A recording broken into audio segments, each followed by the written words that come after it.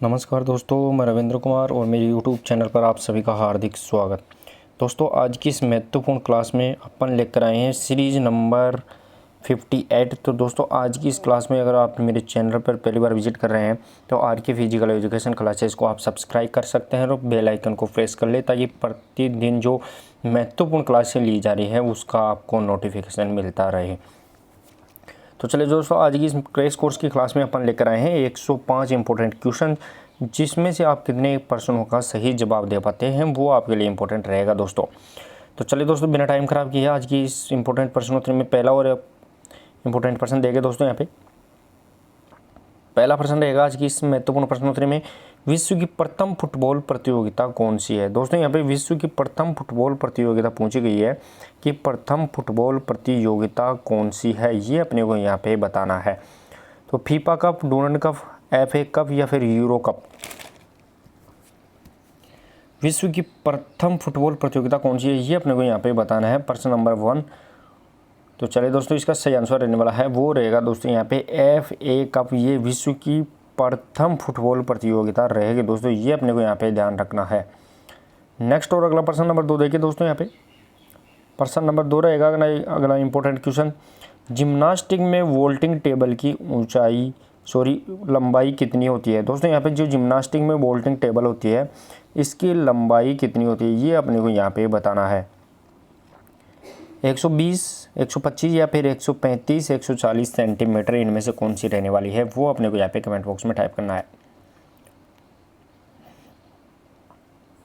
तो चलिए दोस्तों, प्रश्न नंबर 2 और इसका सही आंसर रहने वाला है वो रहेगा दोस्तों यहाँ पे जो जिम्नास्टिक में वोल्टिंग टेबल होती है वो 120 सेंटीमीटर, यानी यहाँ पे मीटर्स में अगर पूछे तो 1.20 मीटर वो इसकी यहाँ पे लंबाई रहने वाली है, वो अपने को यहाँ पे ध्यान रखना है दोस्तों। नेक्स्ट और अगला प्रश्न नंबर 3 देखिए दोस्तों। प्रश्न नंबर 3 रहेगा अगला इंपॉर्टेंट क्वेश्चन, जिम्नास्टिक में पुरुषों के लिए जो रिंग्स की ऊंचाई होती है वो कितनी होती है। दोस्तों, यहाँ पे जो जिम्नास्टिक में जो पुरुषों के लिए जो रिंग होती है इस रिंग की ऊंचाई कितनी होती है, ये अपने को यहाँ पे बताना है दोस्तों। यहाँ पे जो रिंग होती है, रिंग लगी हुई होती है, उनकी ऊंचाई ज़मीन से कितनी होती है, ये अपने को यहाँ पे बताना है दोस्तों। जो ज़मीन से इनकी ऊंचाई पूछी गई है वो अपने लिए इम्पोर्टेंट रहेगी दोस्तों। यहाँ से प्रश्न नंबर 3 और इसका सही आंसर रहने वाला है वो रहेगा यहाँ पे दोस्तों कि जिम्नास्टिक में जो पुरुषों के लिए रिंग्स की ऊंचाई होती है वो रहने वाली है दोस्तों यहाँ पे 280 सेंटीमीटर। ये जिम्नास्टिक में पुरुषों के लिए रिंग की ऊंचाई ज़मीन से होती है। नेक्स्ट और अगला देखिए दोस्तों, यहाँ पे प्रश्न नंबर वो रहने वाला है प्रश्न नंबर 4। प्रश्न नंबर 4 देखिए दोस्तों। और दोस्तों, आज की जो प्रश्नोत्तरी आपके लिए लाई गई है वो इंपॉर्टेंट रहेगी क्योंकि यहाँ से ज़्यादातर आपको खेल से संबंधित फैक्ट यहाँ पे क्लियर किए जाएंगे।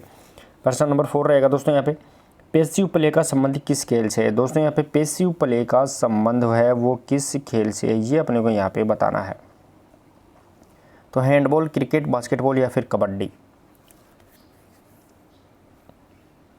प्रश्न नंबर 4 और देखिए दोस्तों, इसका सही आंसर क्या रहने वाला है वो आप जरूर कमेंट बॉक्स में इसका आंसर टाइप करते रहे।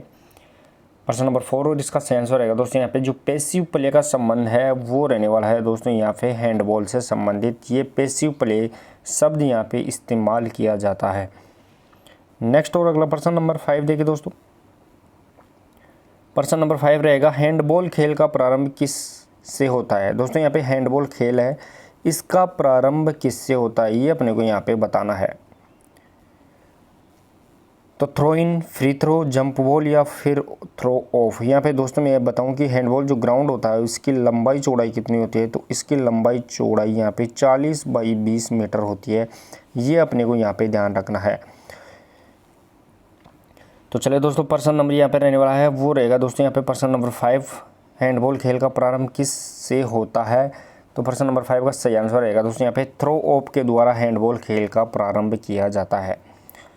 नेक्स्ट और अगला प्रश्न नंबर 6 देखिए दोस्तों। यहाँ पे प्रश्न नंबर 6 रहेगा, हॉकी खेल का संचालन किस सतह पर किया जाता है। दोस्तों, यहाँ पे जो हॉकी खेल है इस हॉकी खेल का संचालन कौन सी सतह या ग्राउंड्स पर किया जाता है, ये अपने को यहाँ पे बताना है। तो सीमेंट, सिंथेटिक, टेराफ्लेक्स या फिर एस्ट्रोटर्फ।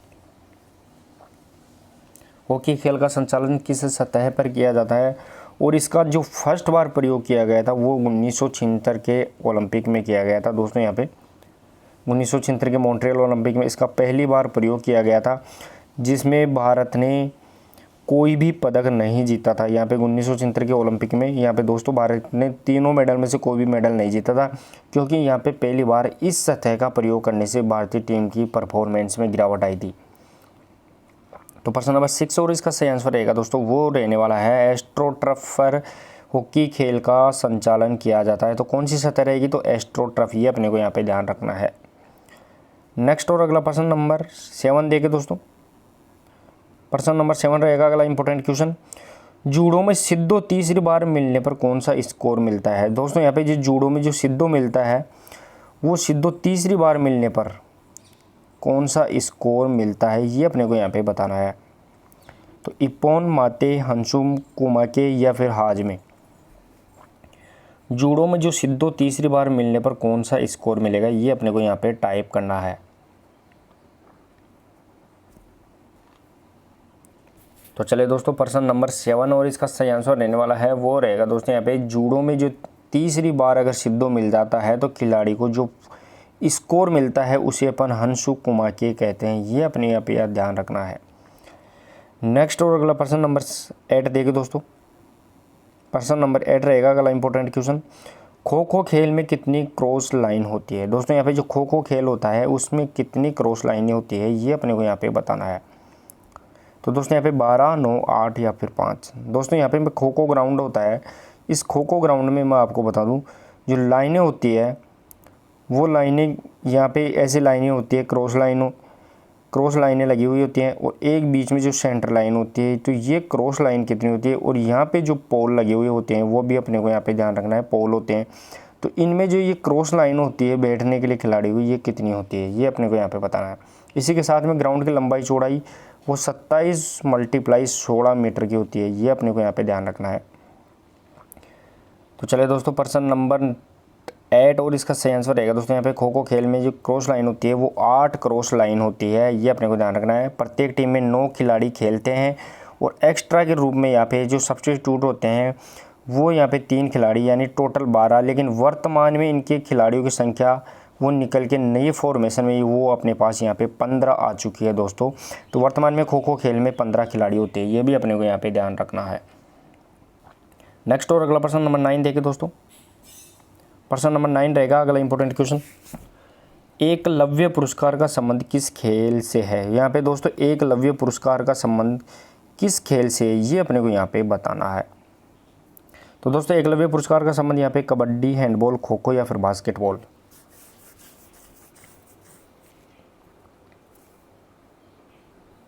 तो चले दोस्तों प्रश्न नंबर यहाँ पे रहने वाला है वो रहेगा 9 और इसका सही आंसर रहेगा दोस्तों यहाँ पे जो एकलव्य पुरस्कार दिया जाता है वो खो खो में दिया जाता है। प्रश्न नंबर 9 का सही आंसर रहेगा दोस्तों यहाँ पे खो खो।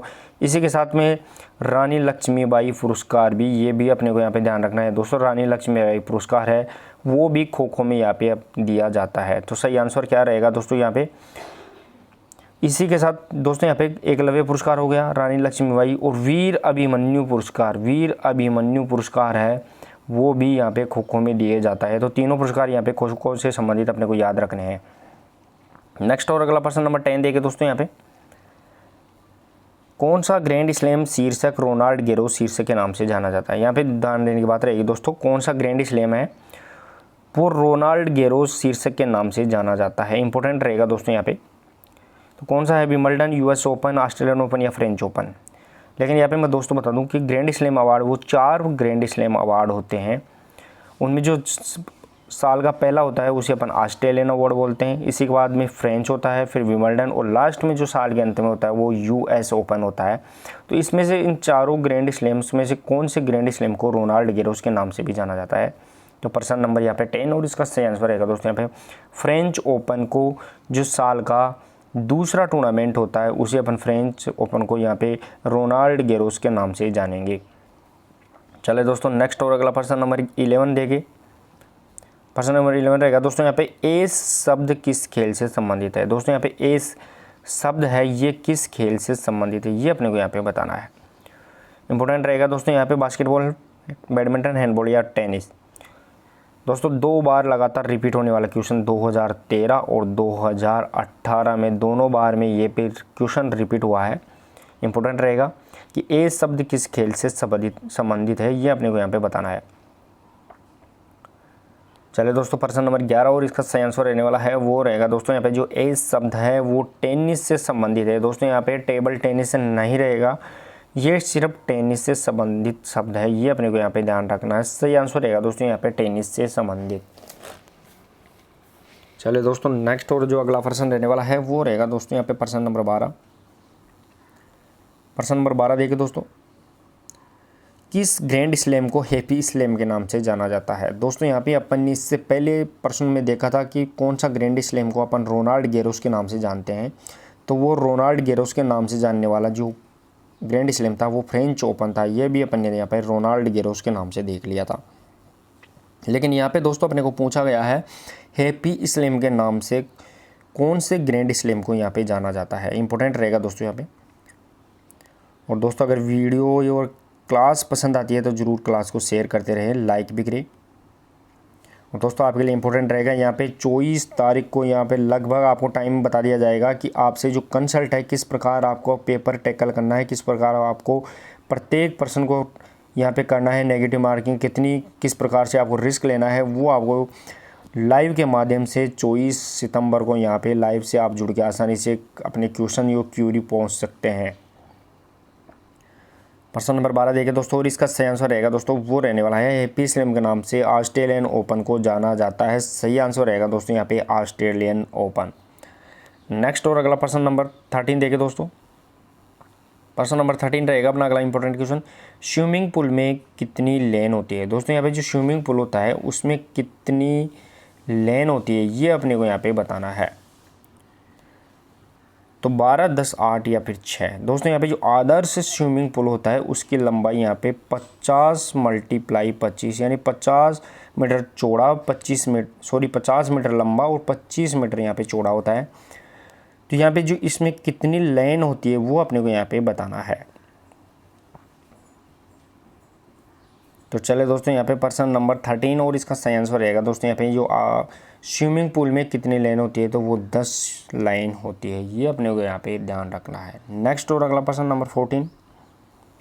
प्रश्न नंबर 14 देखिए दोस्तों यहाँ पे, एक स्टैंडर्ड स्विमिंग पूल में लेन की चौड़ाई कितनी होती है। दोस्तों यहाँ पे एक स्टैंडर्ड स्विमिंग पूल होता है, इस स्टैंडर्ड स्विमिंग पूल में लेन की चौड़ाई कितनी होती है, ये अपने को यहाँ पे बताना है। दोस्तों यहाँ पे जो स्विमिंग पूल होता है, इस स्विमिंग पूल में जो लाइनें होती हैं, इन लाइनों की चौड़ाई कितनी होती है, ये अपने को यहाँ पे बताना है कि इन लाइनों की चौड़ाई कितनी होती है। तो यहाँ पे 1.22, 2.135 या फिर 2.50 या फिर 3 मीटर, इनमें से कौन सा रहने वाला है वो आप जरूर कमेंट बॉक्स में टाइप करते रहे। तो चलिए दोस्तों प्रश्न नंबर 14 और इसका सही आंसर रहेगा दोस्तों यहाँ पे वो रहने वाला है 2.50 यानी लगभग कंप्लीट 2.5 मीटर ये लाइन की चौड़ाई होती है, ये अपने को यहाँ पे ध्यान रखना है। सही आंसर रहेगा दोस्तों यहाँ पे 2.5 मीटर। नेक्स्ट और अगला प्रश्न नंबर 15। प्रश्न नंबर 15 देखिए दोस्तों, शब्द टाई ब्रेक गेम किससे संबंधित है। यहाँ पे दोस्तों एक शब्द दे रखा है टाई ब्रेक गेम, ये किससे संबंधित है, ये अपने को यहाँ पे बताना है। तो स्विमिंग, शतरंज, बैडमिंटन या फिर टेनिस। शब्द टाई ब्रेक गेम किससे संबंधित है, ये अपने को यहाँ पे ध्यान रखना है। तो चले दोस्तों प्रश्न नंबर 15 और इसका सही आंसर आपने कमेंट बॉक्स में दे भी दिया है कि शब्द टाइप ब्रेक गेम किससे संबंधित। तो इसका सही आंसर रहने वाला है वो रहेगा दोस्तों यहाँ पे टेनिस से संबंधित शब्द रहेगा। दोस्तों यहाँ पे सही आंसर रहेगा दोस्तों टाई ब्रेक गेम, ये टेनिस से संबंधित रहेगा। नेक्स्ट और अगला प्रश्न नंबर 16 देखिए दोस्तों। और दोस्तों आज की प्रश्नोत्तरी अगर पसंद आती है तो ज़रूर वीडियो को भी शेयर करते रहे। क्रेश कोर्स का आज जो अपना रहने वाला है वो रहेगा दोस्तों यहाँ पे पार्ट नंबर 5, ये अपने को यहाँ पे ध्यान रखना है, इंपॉर्टेंट रहेगा दोस्तों। ड्यूस और एडवांटेज शब्द किस खेल से संबंधित है। दोस्तों प्रश्न नंबर 16 देखिए, यहाँ पे ड्यूस और एडवांटेज 2 शब्द हैं, ये किस खेल से संबंधित है, ये अपने को यहाँ पे बताना है। तो दोस्तों यहाँ पे फुटबॉल से, बास्केटबॉल, हैंडबॉल या फिर टेनिस। ड्यूस और एडवांटेज शब्द किस खेल से संबंधित है, ये अपने को यहाँ पे बताना है। तो चले दोस्तों यहाँ पे पर्सन नंबर 16 और इसका सही आंसर रहेगा दोस्तों यहाँ पे ड्यूश और एडवांटेज, ये दोनों ही इंपॉर्टेंट शब्द है दोस्तों, ये पूछे भी जा चुके हैं। तो अपने को यहाँ पे दोनों ही ध्यान रखना है कि ड्यूश और जो एडवांटेज शब्द है ये पर्सन नंबर 16 का सही आंसर रहेगा दोस्तों यहाँ पे टेनिस से संबंधित है। सही आंसर रहेगा दोस्तों यहाँ पे टेनिस, ये अपने को यहाँ पे ध्यान रखना है। नेक्स्ट और अगला पर्सन नंबर 17 देखे दोस्तों। पर्सन नंबर 17 रहेगा, इंपॉर्टेंट क्वेश्चन भी रहेगा दोस्तों यहाँ पे व्यक्तिगत मेडले स्पर्धा में कौन सी शैली से प्रारंभ किया जाता है। यहाँ पे दोस्तों व्यक्तिगत मेडले स्पर्धा स्विमिंग से संबंधित प्रश्न है कि स्विमिंग के अंदर जो व्यक्तिगत मेडले स्पर्धा होती है उसमें कौन सी शैली से प्रारंभ किया जाता है, ये अपने को यहाँ पे बताना है। तो free style, back stroke, butterfly या फिर ब्रेस्ट स्ट्रोक।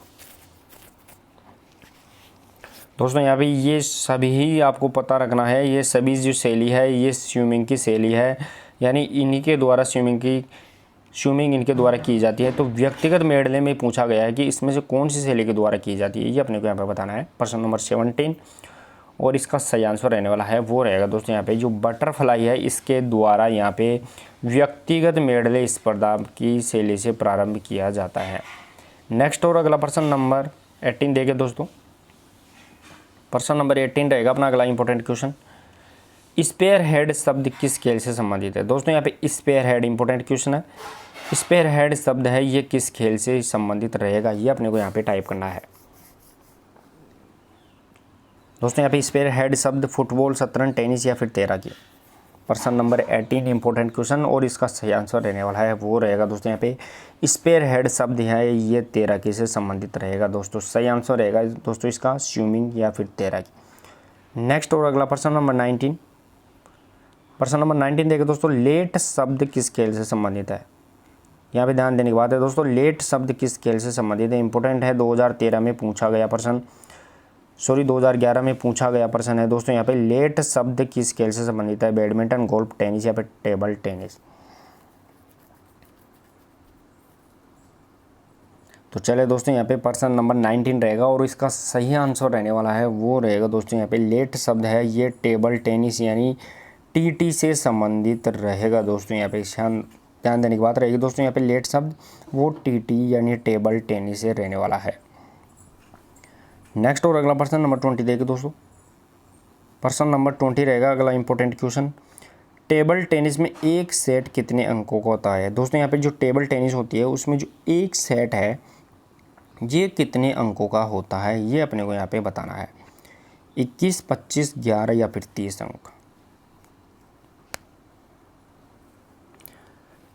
तो चले दोस्तों यहाँ पे पर्सन नंबर 20 और इसका सही आंसर रहने वाला है वो रहेगा दोस्तों यहाँ पे जो टेबल टेनिस में एक सेट होता है वो रहने वाला है दोस्तों यहाँ पे 11 अंकों का होता है। सही आंसर रहेगा दोस्तों यहाँ पे 11 अंकों का। इसी के साथ में दोस्तों यहाँ पे 25 अंकों का होता है वो वॉलीबॉल में होता है, ये भी अपने को यहाँ पे ध्यान रखना है। लेकिन वॉलीबॉल में 4 सेट 25-25 के और जो 5वां सेट होता है वो 15 अंक का होता है, ये अपने को यहाँ पे ध्यान रखना है। नेक्स्ट और अगला पर्सन नंबर 21 देखिए दोस्तों। पर्सन नंबर 21 रहेगा अगला इंपॉर्टेंट क्वेश्चन, एक्सपेडाइट और बैलून रिटर्न किससे संबंधित है। दोस्तों यहाँ पे दो शब्द दिए गए हैं, एक्सपेडाइट और बैलून रिटर्न, ये शब्द किससे संबंधित है, ये अपने को यहाँ पे बताना है। तो शतरंज, कुश्ती, टेबल टेनिस या फिर निशानेबाजी।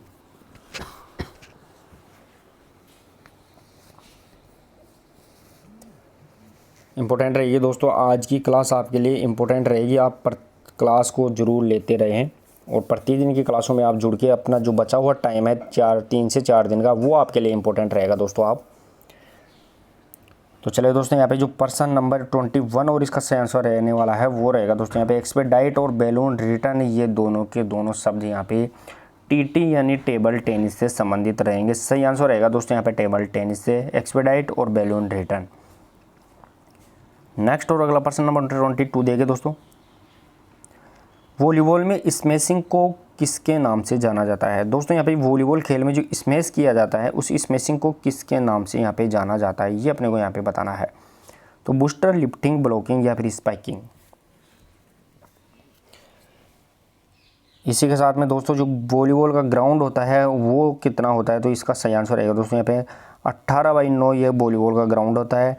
लेकिन नेट की लंबाई सॉरी नेट की ऊंचाई पुरुषों में कितनी होती है, तो पुरुषों में ऊंचाई 2.43 मीटर और महिलाओं में होती है, वो महिलाओं में ऊंचाई 2.24 मीटर होती है। ये भी अपने को यहाँ पे ध्यान रखना है। तो चले दोस्तों, प्रश्न नंबर 22 का सही आंसर रहेगा दोस्तों वो रहने वाला है यहाँ पे स्पाइकिंग। ये इसमें वॉलीबॉल में स्मैशिंग को कहते हैं। सही आंसर रहेगा दोस्तों स्पाइकिंग। नेक्स्ट और अगला प्रश्न नंबर 23 देखिए दोस्तों, यहाँ पे प्रश्न नंबर 23 रहेगा अगला इंपॉर्टेंट क्वेश्चन। वॉलीबॉल खेल में खिलाड़ियों का रोटेशन किस प्रकार होता है। दोस्तों यहाँ पे जो वॉलीबॉल खेल होता है उसमें जो खिलाड़ियों का रोटेशन पूछा गया है वो किस प्रकार यहाँ पे रहने वाला है, वो अपने को यहाँ पे टाइप करना है। एंटी क्लॉकवाइज, क्लॉकवाइज, फॉरवर्ड या फिर उपरोक्त सभी। इसी के साथ में दोस्तों यहाँ पे वॉलीबॉल जो ग्राउंड होता है मैं आपको बताऊँ तो मान लीजिए ये अपना एक ही कोर्ट है, इसके आगे दूसरी साइड यहाँ पे ये नेट है और नेट की साइड में यहाँ पे दूसरा कोर्ट है, लेकिन एक कोर्ट है तो इसमें जो खिलाड़ी खड़े होते हैं वो खिलाड़ी सदैव एंटी क्लॉकवाइज खड़े रहेंगे। यहाँ पे 1 नंबर 2 नंबर यहाँ पे इस प्रकार ये खिलाड़ी खड़े रहेंगे दोस्तों। तो यहाँ पे खड़े रहने की पोजीशन कौन सी होगी, तो दोस्तों खड़े रहने की जो पोजीशन है वो एंटी क्लॉकवाइज होती है। दोस्तों यहाँ पे ध्यान रखना है एंटी क्लॉकवाइज ये होती है।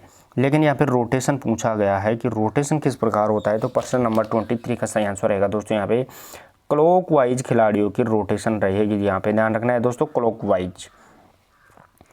नेक्स्ट और अगला प्रश्न नंबर 24, प्रश्न नंबर 24 देखिए दोस्तों।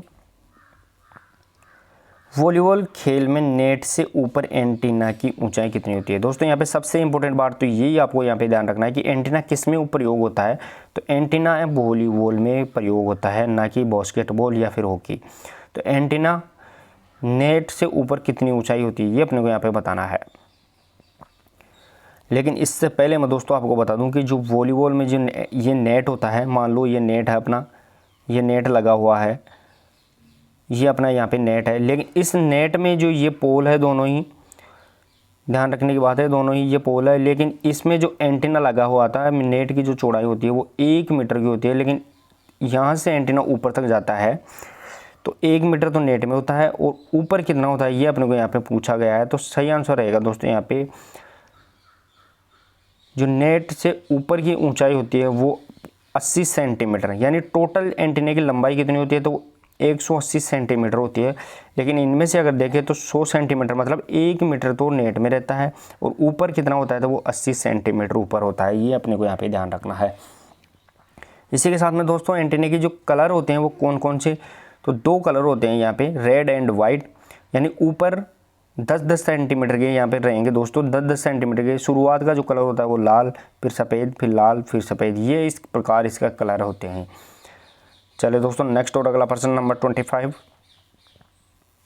प्रश्न नंबर 25 देखिए दोस्तों यहाँ पे। शब्द डबल नेल्सन रेपचेंज ग्राउंड एप्लीट्यूड किस खेल से संबंधित है। दोस्तों यहाँ पे 3 शब्द दिए गए हैं, डबल नेल्सन, रेपचेंज और ग्राउंड एप्लीट्यूड, ये किस खेल से संबंधित है ये अपने को यहाँ पे बताना है। तो तैराकी, कुश्ती, शतरंज या फिर शूटिंग।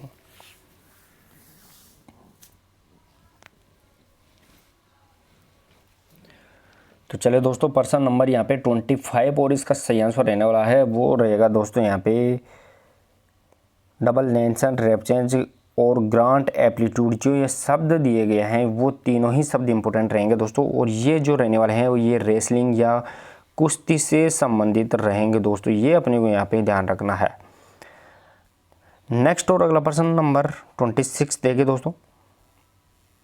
प्रश्न नंबर 26 रहेगा, कुश्ती मैट पर सेंटर सर्किल का व्यास कितना होता है। दोस्तों जो कुश्ती होती है, रेसलिंग होती है, उस मैट के ऊपर जो सेंटर सर्किल होता है उसका व्यास यहाँ पे पूछा गया है कितना रहने वाला है। तो दोस्तों यहाँ पे जो कुश्ती का फ्लोर होता है वो अपने को यहाँ पे ध्यान रखना है, लेकिन इसमें जो सेंटर सर्किल होता है, बीच में जो सेंटर सर्किल होता है, इसका यहाँ पे व्यास अपने को यहाँ पे बताना है कितना होता है।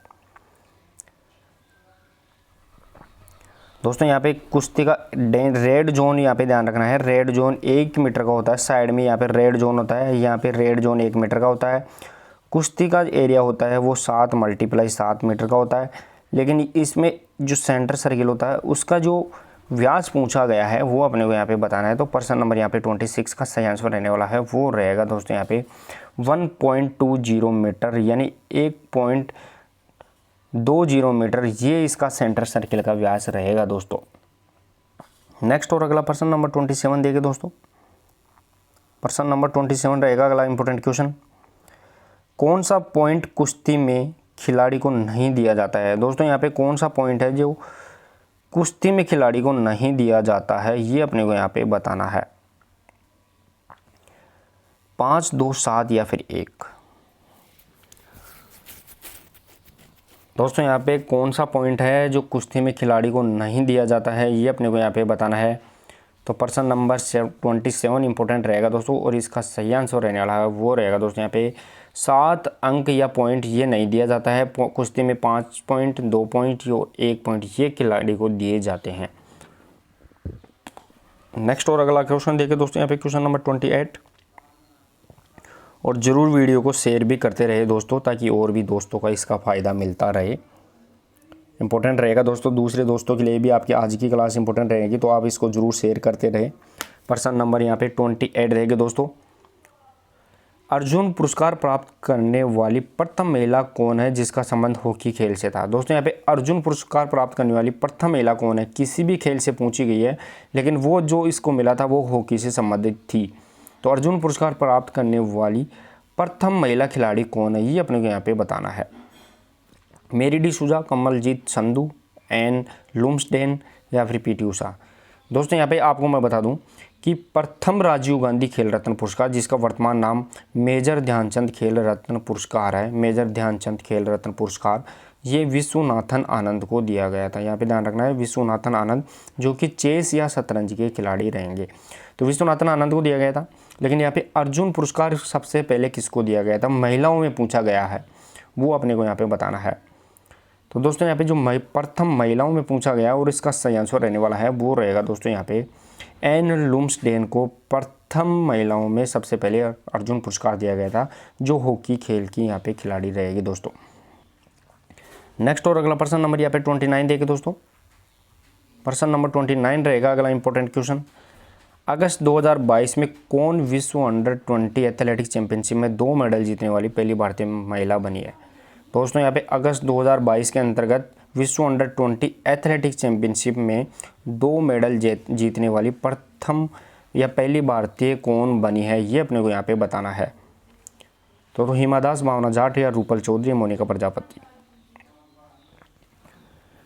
प्रश्न नंबर 29 और इसका सही आंसर रहने वाला है वो रहेगा दोस्तों यहाँ पे विश्व एथलेटिक्स अंडर-20 एथलेटिक्स चैंपियनशिप में 2 मेडल जीतने वाली पहली भारतीय बनने का जो गौरव है वो रूपल चौधरी के नाम रहेगा दोस्तों। सही आंसर रहेगा दोस्तों यहाँ पे रूपल चौधरी, ये अपने को यहाँ पे ध्यान रखना है। नेक्स्ट और अगला प्रश्न नंबर 30 देखे दोस्तों, इंपॉर्टेंट रहेगा प्रश्न नंबर 30। देश के 76वें शतरंज ग्रैंड मास्टर कौन बने हैं? दोस्तों यहाँ पे देश के 76वें शतरंज ग्रैंड मास्टर पूछा गया है, वो कौन बने हैं, ये अपने को यहाँ पे बताना है। तो वी प्रणव आनंद, भरत सुब्रमण्यम या श्रीवास्तव। दोस्तों यहाँ पे शतरंज का जो प्रथम ग्रैंड मास्टर है वो विश्वनाथन आनंद रहेगा दोस्तों। यहाँ पे प्रथम पूछा जाए तो वो विश्वनाथन आनंद रहेगा। लेकिन यहाँ पे 76वें और लेटेस्ट ग्रैंड मास्टर बने हैं अभी, वो कौन से हैं, ये अपने को यहाँ पे बताना है। दोस्तों यहाँ पे महिलाओं में मैं बताऊं तो महिलाओं में जो प्रथम ग्रैंड मास्टर एस विजय लक्ष्मी रहेगी दोस्तों, वो भी अपने को यहाँ पे ध्यान रखना है। एस विजय लक्ष्मी वो महिलाओं में ग्रैंड मास्टर रहेगी, पहली ग्रैंड मास्टर। लेकिन यहाँ पे पुरुषों में 76वें ग्रैंड मास्टर, और इसका सही आंसर रहने वाला है वो रहेगा दोस्तों यहाँ पे प्रश्न नंबर 30 का प्रणव आनंद, ये 76वें नंबर के ग्रैंड मास्टर रहेंगे भारत के। चले दोस्तों नेक्स्ट और अगला प्रश्न नंबर 31। प्रश्न नंबर 31 देखिए दोस्तों, भारत की 23वीं महिला शतरंज ग्रैंड मास्टर कौन है? यहाँ पे दोस्तों भारत की महिला पूछी गई है, वो भी 23वीं महिला शतरंज ग्रैंड मास्टर कौन बनी है, यह कौन है, ये अपने को यहाँ पे बताना है। इससे पहले मैं दोस्तों आपको बता दूं कि भारत की पहली महिला शतरंज ग्रैंड मास्टर वो एस विजय लक्ष्मी रहेगी दोस्तों, ये प्रथम ग्रैंड मास्टर है, ये अपने को यहाँ पे ध्यान रखना है। लेकिन यहाँ पे 23वीं महिला ग्रैंड मास्टर पूछी गई है, और इसका सही आंसर क्या रहेगा दोस्तों, वो अपने को यहाँ पे टाइप करना है। तो चलिए दोस्तों प्रश्न नंबर 31 और इसका सही आंसर रहने वाला है वो रहेगा दोस्तों यहाँ पे महिलाओं की 23वीं ग्रैंड मास्टर वो प्रियंका नूटक्की है। ध्यान रखना है यहाँ पे दोस्तों, प्रियंका नूटक्की ये महिलाओं की 23वीं शतरंज ग्रैंड मास्टर रहेगी। नेक्स्ट और अगला प्रश्न नंबर 32 देंगे दोस्तों। प्रश्न नंबर 32, भारतीयम किसके लिए आयोजित होता था। दोस्तों यहाँ पे एक शब्द है भारतीयम, ये किसके लिए आयोजित होता था ये अपने को यहाँ पे बताना हो। तो दंड बैठक, देशी खेल, सामूहिक लयबद्ध क्रिया या फिर मुक्त हस्त व्यायाम। दोस्तों यहाँ पे भारतीयम किसके लिए आयोजित होता था ये अपने को यहाँ पे बताना है प्रश्न नंबर 32। और जो दोस्तों इसका सही आंसर रहने वाला है वो रहेगा दोस्तों यहाँ पे भारतीयम ये सामूहिक लयबद्ध क्रियाओं के लिए आयोजित होता था। सही आंसर रहेगा दोस्तों यहाँ पे सामूहिक लयबद्ध क्रियाएं। नेक्स्ट और अगला प्रश्न देखिए दोस्तों यहाँ पे प्रश्न नंबर रहने वाला है वो रहेगा प्रश्न नंबर 33। और दोस्तों प्रश्न उत्तरी को जरूर शेयर करते रहे, लाइक भी करें ताकि और भी दोस्तों को इसका ज़्यादा से ज़्यादा फायदा मिलता रहे। प्रश्न नंबर यहाँ पे 33 रहेगा दोस्तों, खेल कूद के तदर्थ जांच समिति की स्थापना किसकी अध्यक्षता में की गई। यहाँ पे दोस्तों आपको बताना है कि खेल कूद के तदर्थ जांच समिति की स्थापना किसकी अध्यक्षता में की गई है ये अपने को यहाँ पे बताना है। K M. Cariappa, G D. Sondhi, P M. Joseph या फिर महाराजा यादवेंद्र सिंह। दोस्तों यहाँ पे खेल कूद की तदर्थ जांच समिति की स्थापना सबसे पहले तो आपको यहाँ पे कब हुई थी 1958 में, ये अपने को यहाँ पे ध्यान रखना है। लेकिन इसकी स्थापना किसकी अध्यक्षता में ये अपने को यहाँ पे बताना है। प्रश्न नंबर 33 का सही आंसर क्या रहेगा। तो चलिए दोस्तों प्रश्न नंबर 33 और जो इसका सही आंसर रहने वाला है वो रहेगा दोस्तों यहाँ पे महाराजा यादवेंद्र सिंह की अध्यक्षता में तदर्थ जांच समिति की स्थापना की गई थी, वो 1958 में, यहाँ पे ध्यान रखना है। नेक्स्ट और अगला प्रश्न रहेगा दोस्तों वो रहने वाला है प्रश्न नंबर 34। प्रश्न नंबर 34 इंपॉर्टेंट रहेगा दोस्तों आपके लिए। वैदिक काल की समय अवधि क्या है। दोस्तों यहाँ पे वैदिक काल की समय अवधि पूछी गई है कि वैदिक काल की समय अवधि है वो क्या है, ये अपने को यहाँ पे टाइप करना है। कौन सी रहेगी दोस्तों यहाँ पे वैदिक काल की समय अवधि, वो अपने को यहाँ पे बताना है।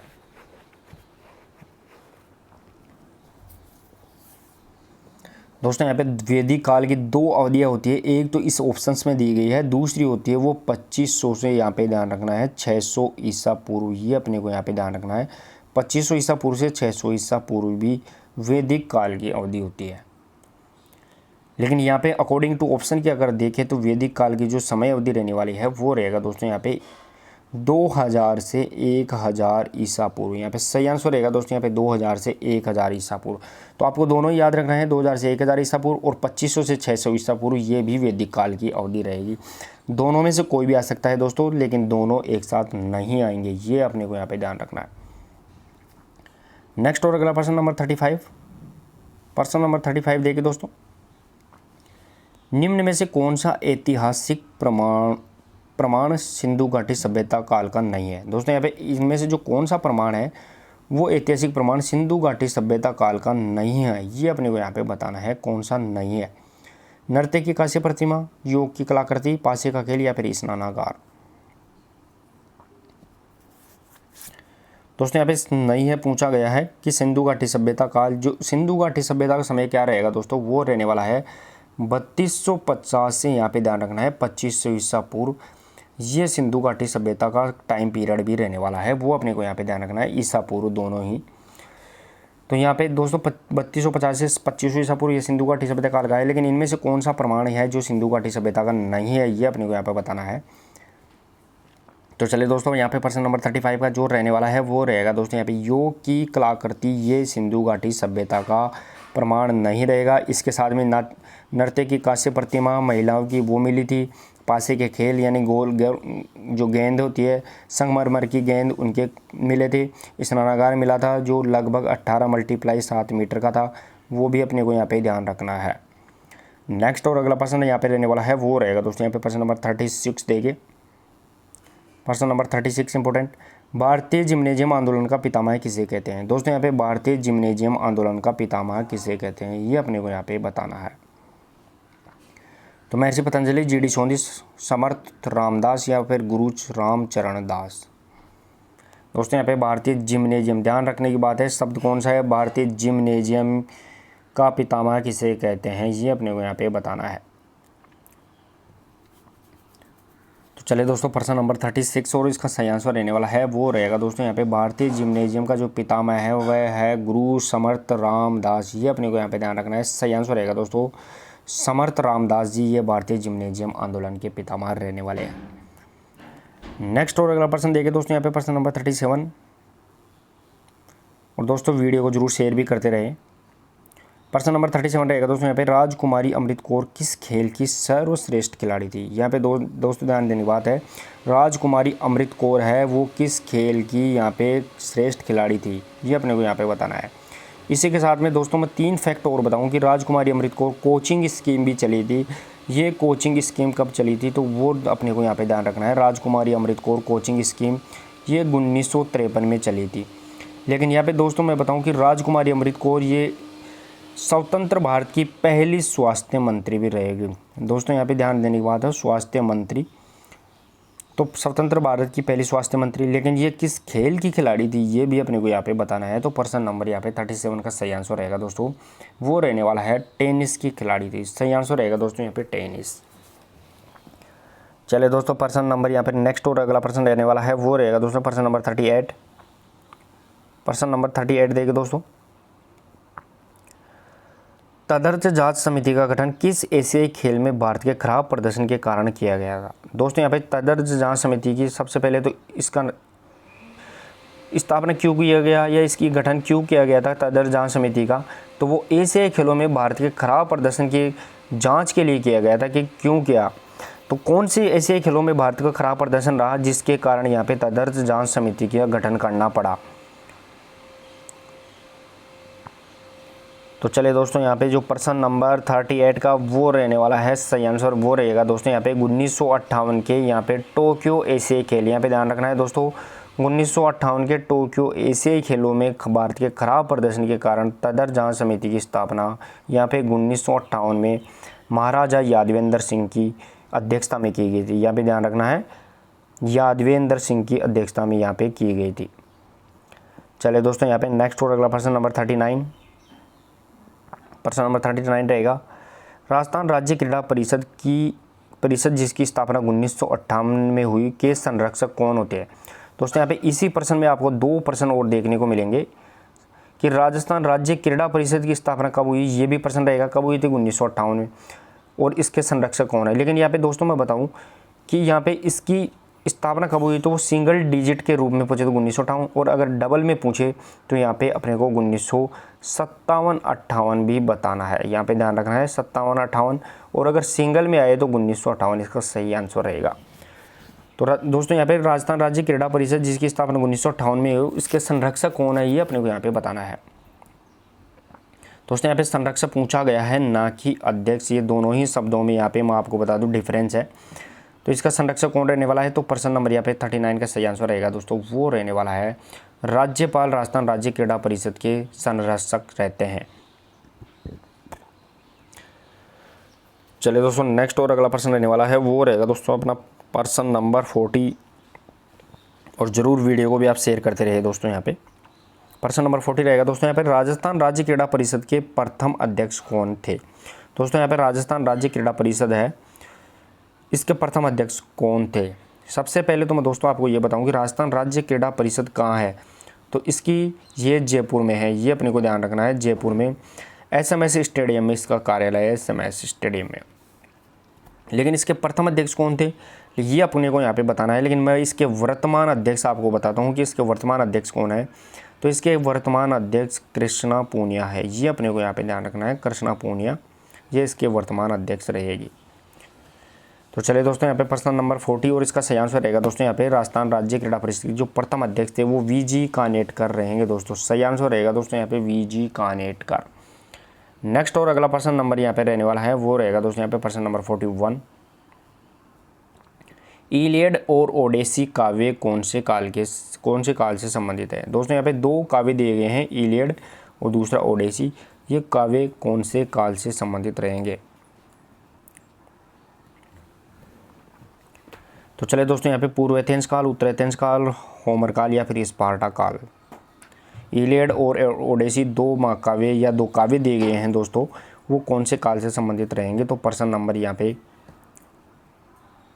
वो रहने वाला है यहाँ पे दोस्तों इसका सही आंसर होमर काल से संबंधित रहेंगे दोस्तों होमर क्या था, तो होमर यहाँ पे कवि था, अंधा कवि था, ये भी अपने को यहाँ पे ध्यान रखना है। अंधा कवि, यूनान में अंधा कवि था, तो यूनान का कवि किसे कहते हैं ये भी अपने को यहाँ पे ध्यान रखना है। तो यूनान का कवि वो होमर को कहते हैं, ये भी अपने को यहाँ पे ध्यान रखना है। यूनान का कवि किसे कहते हैं, तो यूनान का कवि होमर को कहते हैं। चलिए दोस्तों यहाँ पे प्रश्न नंबर नेक्स्ट और अगला इंपॉर्टेंट क्वेश्चन रहने वाला है वो रहेगा दोस्तों यहाँ पे प्रश्न नंबर 42। प्रश्न नंबर 42 देखिए दोस्तों यहाँ पे मैन ऑफ एक्शन कौन से काल से संबंधित है। दोस्तों यहाँ पे एक मैन ऑफ एक्शन है, ये मैन ऑफ एक्शन कौन से काल से संबंधित है ये अपने को यहाँ पे बताना है। तो पूर्व एथेंस काल, रोम, स्पार्टा या फिर ग्रीस। दोस्तों यहाँ पे दो शब्द अपने को यहाँ पे देखने को मिलेंगे, एक मैन ऑफ एक्शन और दूसरा इसी के साथ में आपको मिलेगा man of wisdom. Man of wisdom ये भी अपने को यहाँ पे ध्यान रखना है दोस्तों, मैन ऑफ विजडम। तो दो शब्द यहाँ पे अपने को देखने को मिलेंगे, मैन ऑफ एक्शन और मैन ऑफ विजडम। अगर दोनों शब्द एक साथ पूछे तो ये होमर काल से संबंधित रहेंगे दोस्तों, दोनों ही किससे रहेंगे, तो होमर काल से। लेकिन यहाँ पे एक शब्द पूछा गया है मैन ऑफ एक्शन वाला, तो मैन ऑफ एक्शन शब्द होता है वो रहेगा दोस्तों यहाँ पे स्पार्टा काल से संबंधित, क्योंकि यहाँ पे मैन ऑफ एक्शन का मतलब है सैनिक से संबंधित क्रियाएं, तो स्पार्टा काल में इनको सैनिक से संबंधित क्रियाएं होती थी, वो अपने को यहाँ पे ध्यान रखना है। नेक्स्ट और अगला प्रश्न रहेगा दोस्तों वो रहने वाला है प्रश्न नंबर 43। प्रश्न नंबर 43 देखिए दोस्तों यहाँ पे एथेंस में धर्म का तात्पर्य क्या था। दोस्तों यहाँ पे एथेंस में धर्म का तात्पर्य क्या था ये अपने को यहाँ पे बताना है। तो शासन व्यवस्था, देवताओं के प्रति श्रद्धा या रीति रिवाज का रूप या राज्य की उपेक्षा। दोस्तों यहाँ पे एथेंस में धर्म का तात्पर्य क्या था वो अपने को यहाँ पे बताना है। और चले दोस्तों यहाँ पे प्रश्न नंबर 43 का जो आंसर रहेगा वो रहने वाला है दोस्तों यहाँ पे देवताओं के प्रति श्रद्धा बनाए रखना, ये एथेंस में धर्म का मतलब या तात्पर्य था।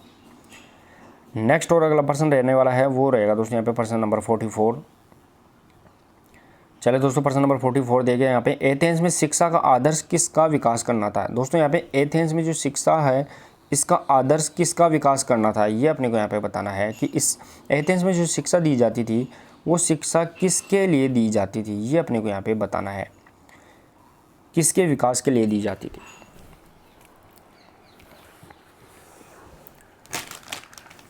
तो चले दोस्तों यहाँ पे जो प्रश्न नंबर 44 और इसका सही आंसर रहने वाला है वो रहेगा दोस्तों यहाँ पे जो एथेंस में जो शिक्षा दी जाती थी वो यानी शिक्षा का जो आदर्श था देने का मतलब था वो शारीरिक मानसिक सौंदर्य, और इसका सही आंसर रहेगा दोस्तों यहाँ पे उपरोक्त सभी, ये इसका मतलब रहेगा दोस्तों।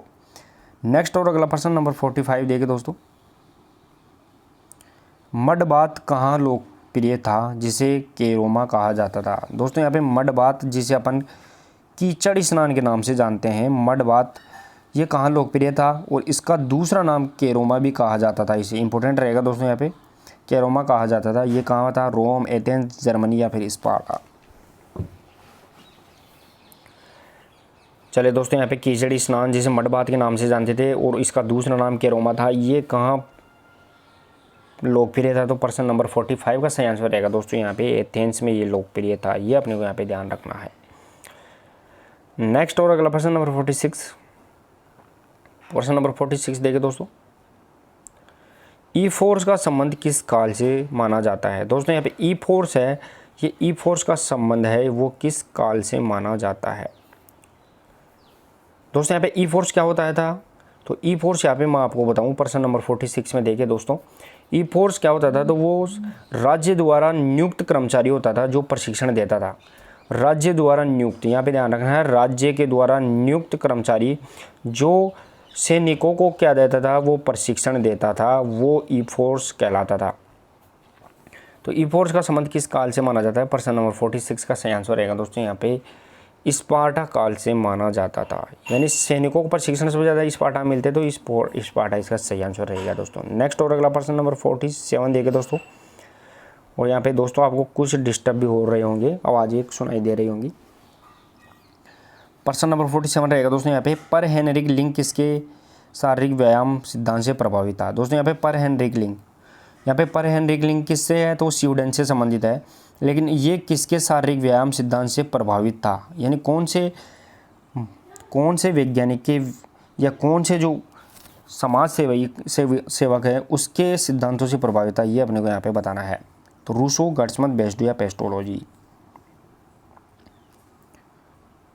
यहाँ पे पर हेनरिक लिंक दोस्तों ये किस से संबंधित है, तो ये स्वीडन से संबंधित है। स्वीडन में शारीरिक शिक्षा या जिम्नास्टिक का जनक है वो भी पर हेनरिक लिंक को कहा जाता है। और इसी की याद में दोस्तों यहाँ पे लिंगयार्ड खेलों का भी आयोजन किया जाता था। प्रश्न नंबर यहाँ पे 47 और इसका सही आंसर रहेगा दोस्तों यहाँ पे पेस्टोरोजी के विचारों से या इसके सिद्धांत से ज़्यादा प्रभावित था, ये अपने को यहाँ पे ध्यान रखना है। नेक्स्ट और अगला प्रश्न नंबर 48। प्रश्न नंबर 48 देखिए दोस्तों, जनरल प्रिंसिपल ऑफ जिम्नास्टिक, यहाँ पे ध्यान देने की बात है, जनरल प्रिंसिपल ऑफ जिम्नास्टिक ये पुस्तक किसके द्वारा यहाँ पे लिखी गई है, ये अपने को यहाँ पे बताना है। एडोल्फ स्पीच, अर्चिल्ड मैक्लॉरेन, पर हेनरिक लिंक या फिर गर्ट्समथ। तो चलिए दोस्तों यहाँ पे प्रश्न नंबर 48 और इसका सही आंसर रहने वाला है वो रहेगा दोस्तों यहाँ पे जो जनरल प्रिंसिपल ऑफ जिम्नास्टिक पुस्तक है ये पर हेनरिक लिंक के द्वारा लिखी गई पुस्तक रहेगी दोस्तों यहाँ पे। नेक्स्ट और अगला प्रश्न नंबर 49। प्रश्न नंबर 49 देखिए दोस्तों, निम्न में से लोक विद्यालय की स्थापना कहाँ हुई। दोस्तों इसे फोल्क स्कूल के नाम से जानते हैं, लोक विद्यालय फोल्क स्कूल, इसकी स्थापना कहाँ हुई ये अपने को यहाँ पे बताना है। स्वीडन, डेनमार्क, अमेरिका या इंग्लैंड। दोस्तों लोक विद्यालय जिसे अपन फोल्क, यहाँ पे ध्यान देने की बात है, फोल्क स्कूल के नाम से जानते हैं, तो इसकी स्थापना यहाँ पे इनमें से कौन सी जगह में हुई है।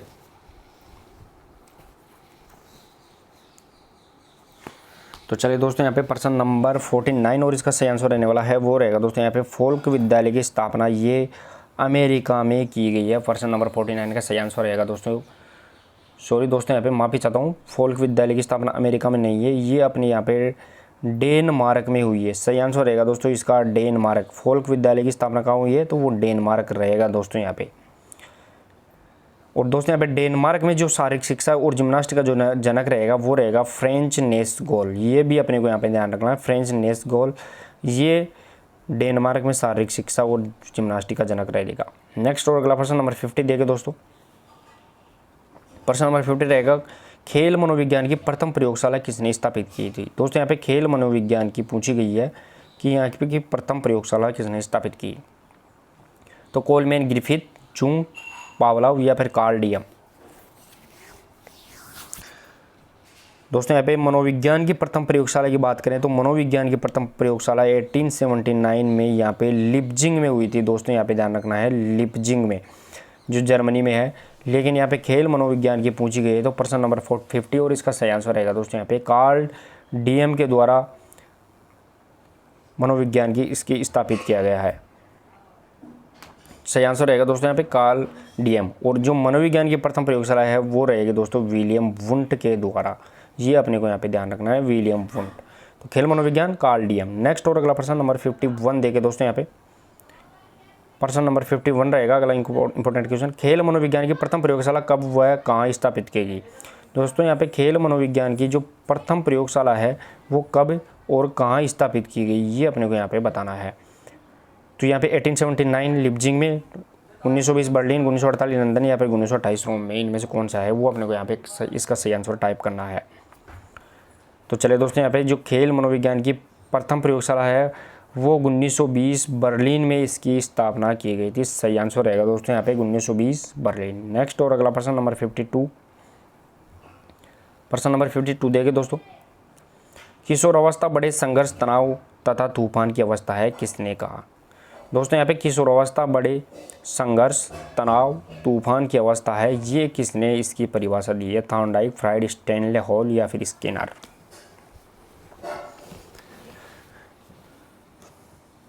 तो चलिए दोस्तों यहाँ पे जो प्रश्न नंबर 52 और इसका सही आंसर रहने वाला है वो रहेगा दोस्तों यहाँ पे जो किशोरावस्था को संघर्ष, तनाव और तूफान की अवस्था बताया है वो स्टैनले हॉल के द्वारा बताया गया है। नेक्स्ट और अगला प्रश्न नंबर 53 देखिए दोस्तों यहाँ पे प्रश्न नंबर 53 रहेगा, जिस नाड़ी तंतु पर बाह्य आवरण नहीं होता उसे क्या कहते हैं। दोस्तों ऐसी कौन सी नाड़ी तंतु है जिस पर बाह्य आवरण नहीं होता है, उसे क्या कहा जाता है। एक्सोन, दूसर, न्यूरोब्लास्ट या फिर मेडुलरी शीथ। प्रश्न नंबर यहाँ पे 53 रहेगा, इंपॉर्टेंट क्वेश्चन। और दोस्तों जिस नाड़ी तंतु पर बाह्य आवरण नहीं होता उसे अपन दूसर के नाम से जानते हैं। सही आंसर रहेगा दोस्तों यहाँ पे दूसर, ये अपने को यहाँ पे ध्यान रखना है। नेक्स्ट और अगला प्रश्न नंबर 54। और ज़रूर क्लास को शेयर करते रहे दोस्तों, आपके लिए जो इंपॉर्टेंट प्रश्नों की जो क्रैश कोर्स चला रखा है वो आपके लिए बहुत ही इंपॉर्टेंट रहेगा दोस्तों। आपको ज़्यादातर यहाँ पे क्वेश्चंस आपको पेपर में यहाँ पे देखने को मिलेंगे, तो डेली आप क्लासों से जुड़ते रहे। पर्सन नंबर 54 रहेगा दोस्तों यहाँ पे एशियाई कुश्ती चैंपियनशिप 2022 में भारत की ओर से एकमात्र स्वर्ण पदक किसने जीता। दोस्तों यहाँ पे एशियाई कुश्ती चैंपियनशिप 2022 की बात की गई है, उसमें भारत की तरफ से एकमात्र गोल्ड मेडल है वो किसके द्वारा यहाँ पे जीता गया है। तो बजरंग पूनिया, साक्षी मलिक, रवि दहिया या फिर विनेश फोगाट। दोस्तों यहाँ पे विनेश फोगाट है। तो चलिए दोस्तों यहाँ पे जो प्रश्न नंबर 54 और इसका सही आंसर रहेगा वो रहने वाला है एशियाई कुश्ती चैंपियनशिप में भारत की तरफ से एकमात्र गोल्ड मेडल जीतने वाला वो खिलाड़ी रहेगा दोस्तों यहाँ पे रवि दहिया। ये अपने को यहाँ पे ध्यान रखना है। और इसी के साथ में दोस्तों मैं अपने को बताऊँ तो ओलंपिक के अंदर भी इसी ने सिल्वर मेडल जीता था। रवि दहिया ने ओलंपिक के अंदर कौन सा मेडल, सिल्वर, लेकिन ये 57 किलोग्राम भार वर्ग में खेलते हैं। ये अपने को यहाँ पे ध्यान रखना है। चलिए दोस्तों यहाँ पे नेक्स्ट और अगला प्रश्न नंबर 55 रहेगा। प्रश्न नंबर 55 देखिए, भारत के ओलंपिक खिलाड़ी जिन्हें Olympian for life hall of fame में शामिल किया गया है। दोस्तों यहाँ पे इंपॉर्टेंट प्रश्न है आपके लिए, दोबारा से एक बार इसको देखना कि भारत के ओलंपिक खिलाड़ी कौन है जिसे Olympian for life hall of fame में शामिल किया गया है। इंपॉर्टेंट शब्द ये रहेगा दोस्तों आपके लिए कि Olympian for life hall of fame में शामिल किया गया है, ऐसा कौन सा खिलाड़ी है। तो यहाँ पे नीरज चोपड़ा, अवनी लेखरा, रवि दहिया फिर या फिर शिवा केशवनन। तो चलिए दोस्तों यहाँ पे भारत के ओलंपिक खिलाड़ी जिसे Olympian for life hall of fame में शामिल किया गया है वो रहने वाला है रवि दहिया। सॉरी यहाँ पे रवि दहिया नहीं रहेगा दोस्तों, वो रहने वाला है शिवा केशवनन। सही आंसर रहेगा दोस्तों यहाँ पे शिवा केशवनन। सही आंसर रहेगा डी, शिवा केशवनन। शिवा केशवन ये भारत के ओलंपियन खिलाड़ी जिसे Olympian for life of hall of fame में शामिल किया गया है। लेकिन दोस्तों यहाँ पे मैं बताऊँ इससे पहले ये दूसरे नंबर के खिलाड़ी है। इससे पहले 2016 में MC मैरी कॉम, यहाँ पे MC मैरी कॉम को भी शामिल किया गया था। ये भी ध्यान रखना है, मैरी कॉम को Olympian for life hall of fame में शामिल किया गया था। तो दूसरा, पहला पूछे तो वो MC मैरी कॉम है और दूसरा भारतीय या फिर हाल ही में पूछे तो वो शिवा केशवनन रहेगा दोस्तों। चलिए दोस्तों यहाँ पे नेक्स्ट और अगला प्रश्न नंबर 56 देखिए। प्रश्न नंबर 56 रहेगा दोस्तों यहाँ पे स्नाइप्स का साई में विलय कब हुआ। दोस्तों यहाँ पे स्नाइप्स का साई में विलय कब हुआ ये अपने को यहाँ पे बताना है। स्नाइप्स की संस्था इसका साई में विलय कब हुआ ये अपने को यहाँ पे इंपॉर्टेंट है दोस्तों। पूछा गया प्रश्न है कि स्नाइप्स का साई में विलय कब हुआ, 2018 में पूछा गया क्वेश्चन है। लेकिन यहाँ पे दोस्तों साई का जो साई है इसकी स्थापना कब हुई थी तो वो 25 जनवरी 1984 को हुई थी। ये अपने को यहाँ पे ध्यान रखना है। लेकिन इसमें स्नाइप्स है, इस स्नाइप्स का साई में विलय कब हुआ। तो चलिए दोस्तों यहाँ पे प्रश्न नंबर 56 और इसका सही आंसर रहेगा दोस्तों यहाँ पे 1987 में स्नाइप्स का साई में विलय कर दिया गया है। नेक्स्ट और अगला प्रश्न दोस्तों यहाँ पे प्रश्न नंबर 57 देखिए दोस्तों। प्रश्न नंबर 57 रहेगा अगला इंपॉर्टेंट क्वेश्चन, जैवधारिता किसके द्वारा मापा जाता है। दोस्तों यहाँ पे जैवधारिता जिसे वाइटल कैपेसिटी कहते हैं, जैवधारिता को किसके द्वारा यहाँ पे मापा जाता है ये अपने को यहाँ पे बताना है। तो दोस्तों जैवधारिता जिसे वाइटल कैपेसिटी के नाम से जानते हैं वो अपने को यहाँ पे ध्यान रखना है। तो जैवधारिता को किसके द्वारा मापा जाता है और इसका सही आंसर रहने वाला है वो रहेगा दोस्तों प्रश्न नंबर 57 का स्पायरोमीटर के द्वारा जैवधारिता को मापा जाता है। सही आंसर रहेगा दोस्तों जैवधारिता। चले दोस्तों नेक्स्ट और अगला प्रश्न नंबर 58। प्रश्न नंबर 58 देखिए दोस्तों, ताकत को इनमें से किसके द्वारा मापा जाता है। दोस्तों यहाँ पे ताकत स्ट्रेंथ है, इसको इनमें से किसके द्वारा यहाँ पे मापा जाता है पूछा गया प्रश्न है दोस्तों। कोनियोमीटर, स्टेडियोमीटर, डायनेमोमीटर या फिर स्पायरोमीटर। दोस्तों यहाँ पे गोनियोमीटर क्या करता है तो वो हाथों की शक्ति यानी ग्रिप को मापने का काम करता है। ग्रिप होती है, ग्रिप को स्ट्रेंथ को पकड़े। स्टेडियोमीटर ऊंचाई को मापता है और यहाँ पे स्पायरोमीटर है वो जैवधारिता को मापता है। तो इसका सही आंसर रहेगा दोस्तों यहाँ पे ताकत को मापने के लिए डायनेमोमीटर का प्रयोग किया जाता है। सही आंसर रहेगा दोस्तों डायनेमोमीटर। नेक्स्ट और अगला प्रश्न नंबर 59। प्रश्न नंबर 59 देखिए दोस्तों, BCG का टीका किसके विरुद्ध प्रतिरक्षा उत्पन्न करने के लिए दिया जाता है। दोस्तों यहाँ पे BCG का टीका है, ये BCG का टीका किसके विरुद्ध एंटीबॉडी उत्पन्न करने के लिए या प्रतिरक्षा उत्पन्न करने के लिए दिया जाता है? चेचक, तपेदिक, खसरा या फिर डिप्टीरिया। तो चले दोस्तों यहाँ पे प्रश्न नंबर 59 और इसका सही आंसर रहेगा दोस्तों वो रहने वाला है तपेदिक के प्रति दिया जाता है। तपेदिक को दोस्तों यहाँ पे अपन टीबी बोलते हैं। तो टीबी में बीसीजी का टीका लगाया जाता है, ये अपने को यहाँ पे ध्यान रखना है दोस्तों। नेक्स्ट और अगला प्रश्न नंबर 60। प्रश्न नंबर 60 देखिए दोस्तों, डेफिनेशन है खेल प्रशिक्षण वैज्ञानिक सिद्धांतों पर आधारित एक शैक्षणिक प्रक्रिया है जिसका उद्देश्य खिलाड़ियों व खेल प्रतियोगिता में उच्च स्तर के प्रदर्शन के लिए तैयार करना है। ये किसने कहा है, ये अपने को यहाँ पे बताना है दोस्तों। पूछा गया प्रश्न है दोस्तों यहाँ पे 2018 में पूछा गया प्रश्न कि खेल प्रशिक्षण यानी स्पोर्ट्स ट्रेनिंग क्या है, तो वैज्ञानिक सिद्धांतों पर आधारित एक शैक्षणिक प्रक्रिया है जिसका उद्देश्य क्या होता है, तो खेल कूद प्रतियोगिता में उच्च स्तर के प्रदर्शन तैयार करना होता है खिलाड़ियों को। ये अपने को यहाँ पे बताना है। मार्टिन, मेटवेयर, हरदयाल या फिर हर्रे। तो चलिए दोस्तों यहाँ पे प्रश्न नंबर 60 और इसका सही आंसर रहने वाला है वो रहेगा दोस्तों यहाँ पे डॉक्टर हरदयाल सिंह। यहाँ पे ध्यान रखना है डॉक्टर हरदयाल सिंह इसका सही आंसर रहेगा दोस्तों। डॉक्टर हरदयाल सिंह को भारत में ध्यान रखना है भारत में प्रशिक्षण का जनक भी कहा जाता है, यानी स्पोर्ट्स ट्रेनिंग का जनक भारत में किसे कहते हैं, तो वो डॉक्टर हरदयाल को कहेंगे। ये अपने को यहाँ पे ध्यान रखना है। नेक्स्ट और अगला प्रश्न नंबर 61। प्रश्न नंबर 61 देखिए दोस्तों, मानव शरीर के वजन का कितना प्रतिशत स्वैच्छिक वजन का कितना प्रतिशत स्वैच्छिक मांसपेशियों का होता है। दोस्तों यहाँ पे मानव शरीर के वजन का कितना प्रतिशत वजन स्वैच्छिक मांसपेशियों का होता है, ये अपने को यहाँ पे बताना है। यानी total body weight of woman, इसका कितना परसेंट स्वैच्छिक या ऐच्छिक मांसपेशियाँ होती है जो अपनी इच्छा से काम करती है। ये भी पूछा गया प्रश्न है दोस्तों यहाँ पे 2018 में। तो चलिए दोस्तों यहाँ पे प्रश्न नंबर 61 और इसका जो सही आंसर रहने वाला है वो रहेगा दोस्तों यहाँ पे स्वैच्छिक मांसपेशियों में मानव शरीर के वजन की जो ऐच्छिक मांसपेशी होती है जिसे अपन स्वैच्छिक मांसपेशियाँ बोलते हैं वो 40% होती है। सही आंसर रहेगा दोस्तों यहाँ पे 40%। और मांसपेशियों में कितना प्रतिशत जल पाया जाता है दोस्तों, तो वो 75% यहाँ पे जल पाया जाता है शरीर में। ये भी अपने को यहाँ पे ध्यान रखना है। नेक्स्ट और अगर प्रश्न नंबर 62 देखिए दोस्तों, भारतीय शिक्षा आयोग की शुरुआत कब हुई है। दोस्तों यहाँ पे भारतीय शिक्षा आयोग की शुरुआत कब हुई है, ये अपने को यहाँ पे बताना है। 1936, 51 या फिर 1896, 1882। इंपॉर्टेंट क्वेश्चन रहेगा दोस्तों, ये पूछा गया प्रश्न है आपके लिए कि भारतीय शिक्षा आयोग की शुरुआत कब हुई, ये अपने को यहाँ पे बताना है। तो चले दोस्तों प्रश्न नंबर 62 का सही आंसर रहने वाला है वो रहेगा दोस्तों यहाँ पे 1882 में भारतीय शिक्षा आयोग की यहाँ पे शुरुआत हुई थी। सही आंसर रहेगा दोस्तों 1882। नेक्स्ट और अगला प्रश्न नंबर 63। प्रश्न नंबर 63 देखिए दोस्तों यहाँ पे, जब दो या दो से अधिक हड्डियाँ एक जगह जुड़ती है तो उसे क्या कहते हैं। दोस्तों यहाँ पे दो या दो से अधिक हड्डियाँ और जब एक जगह जुड़ती है तो उसे अपन क्या कहते हैं, ये अपने को यहाँ पे बताना है। ऊतक, संधि, कोशिका या फिर न्यूरोमस्कुलर कोऑर्डिनेशन।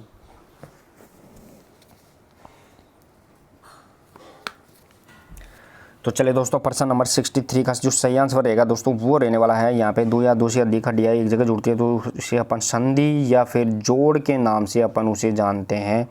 और जोड़ शरीर में वो 3 प्रकार के होते हैं दोस्तों, ये अपने को यहाँ पे ध्यान रखना है। नेक्स्ट और अगला प्रश्न नंबर 64।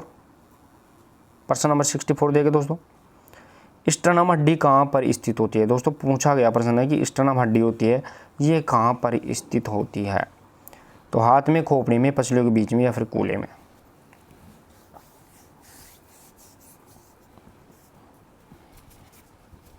तो चलो दोस्तों प्रश्न नंबर यहाँ पे 64 और इसका सही आंसर रहेगा दोस्तों यहाँ पे स्टर्नम हड्डी होती है ये पसलियों के बीच में होती है। दोस्तों जो पसलियाँ होती है वो स्टर्नम हड्डी के द्वारा ही यहाँ पे जुड़ी हुई होती है। तो सही आंसर रहेगा दोस्तों जो ये हड्डी होती है वो स्टर्नम हड्डी होती है, जो शरीर की सबसे चौड़ी हड्डी भी होती है। ये अपने को यहाँ पे ध्यान रखना है, जिसे अपन सबसे बड़ी हड्डी के नाम से जानते हैं। नेक्स्ट और अगला प्रश्न नंबर 65। प्रश्न नंबर 65, शक्ति के विकास की विधियाँ कौन सी है। दोस्तों यहाँ पे स्ट्रेंथ के डेवलपमेंट की विधि कौन सी है वो अपने को यहाँ पे बताना है। शक्ति के विकास की विधियाँ कौन सी है, तो आइसोमेट्रिक, आइसोटोनिक, एसेंट्रिक या फिर ए एंड बी दोनों।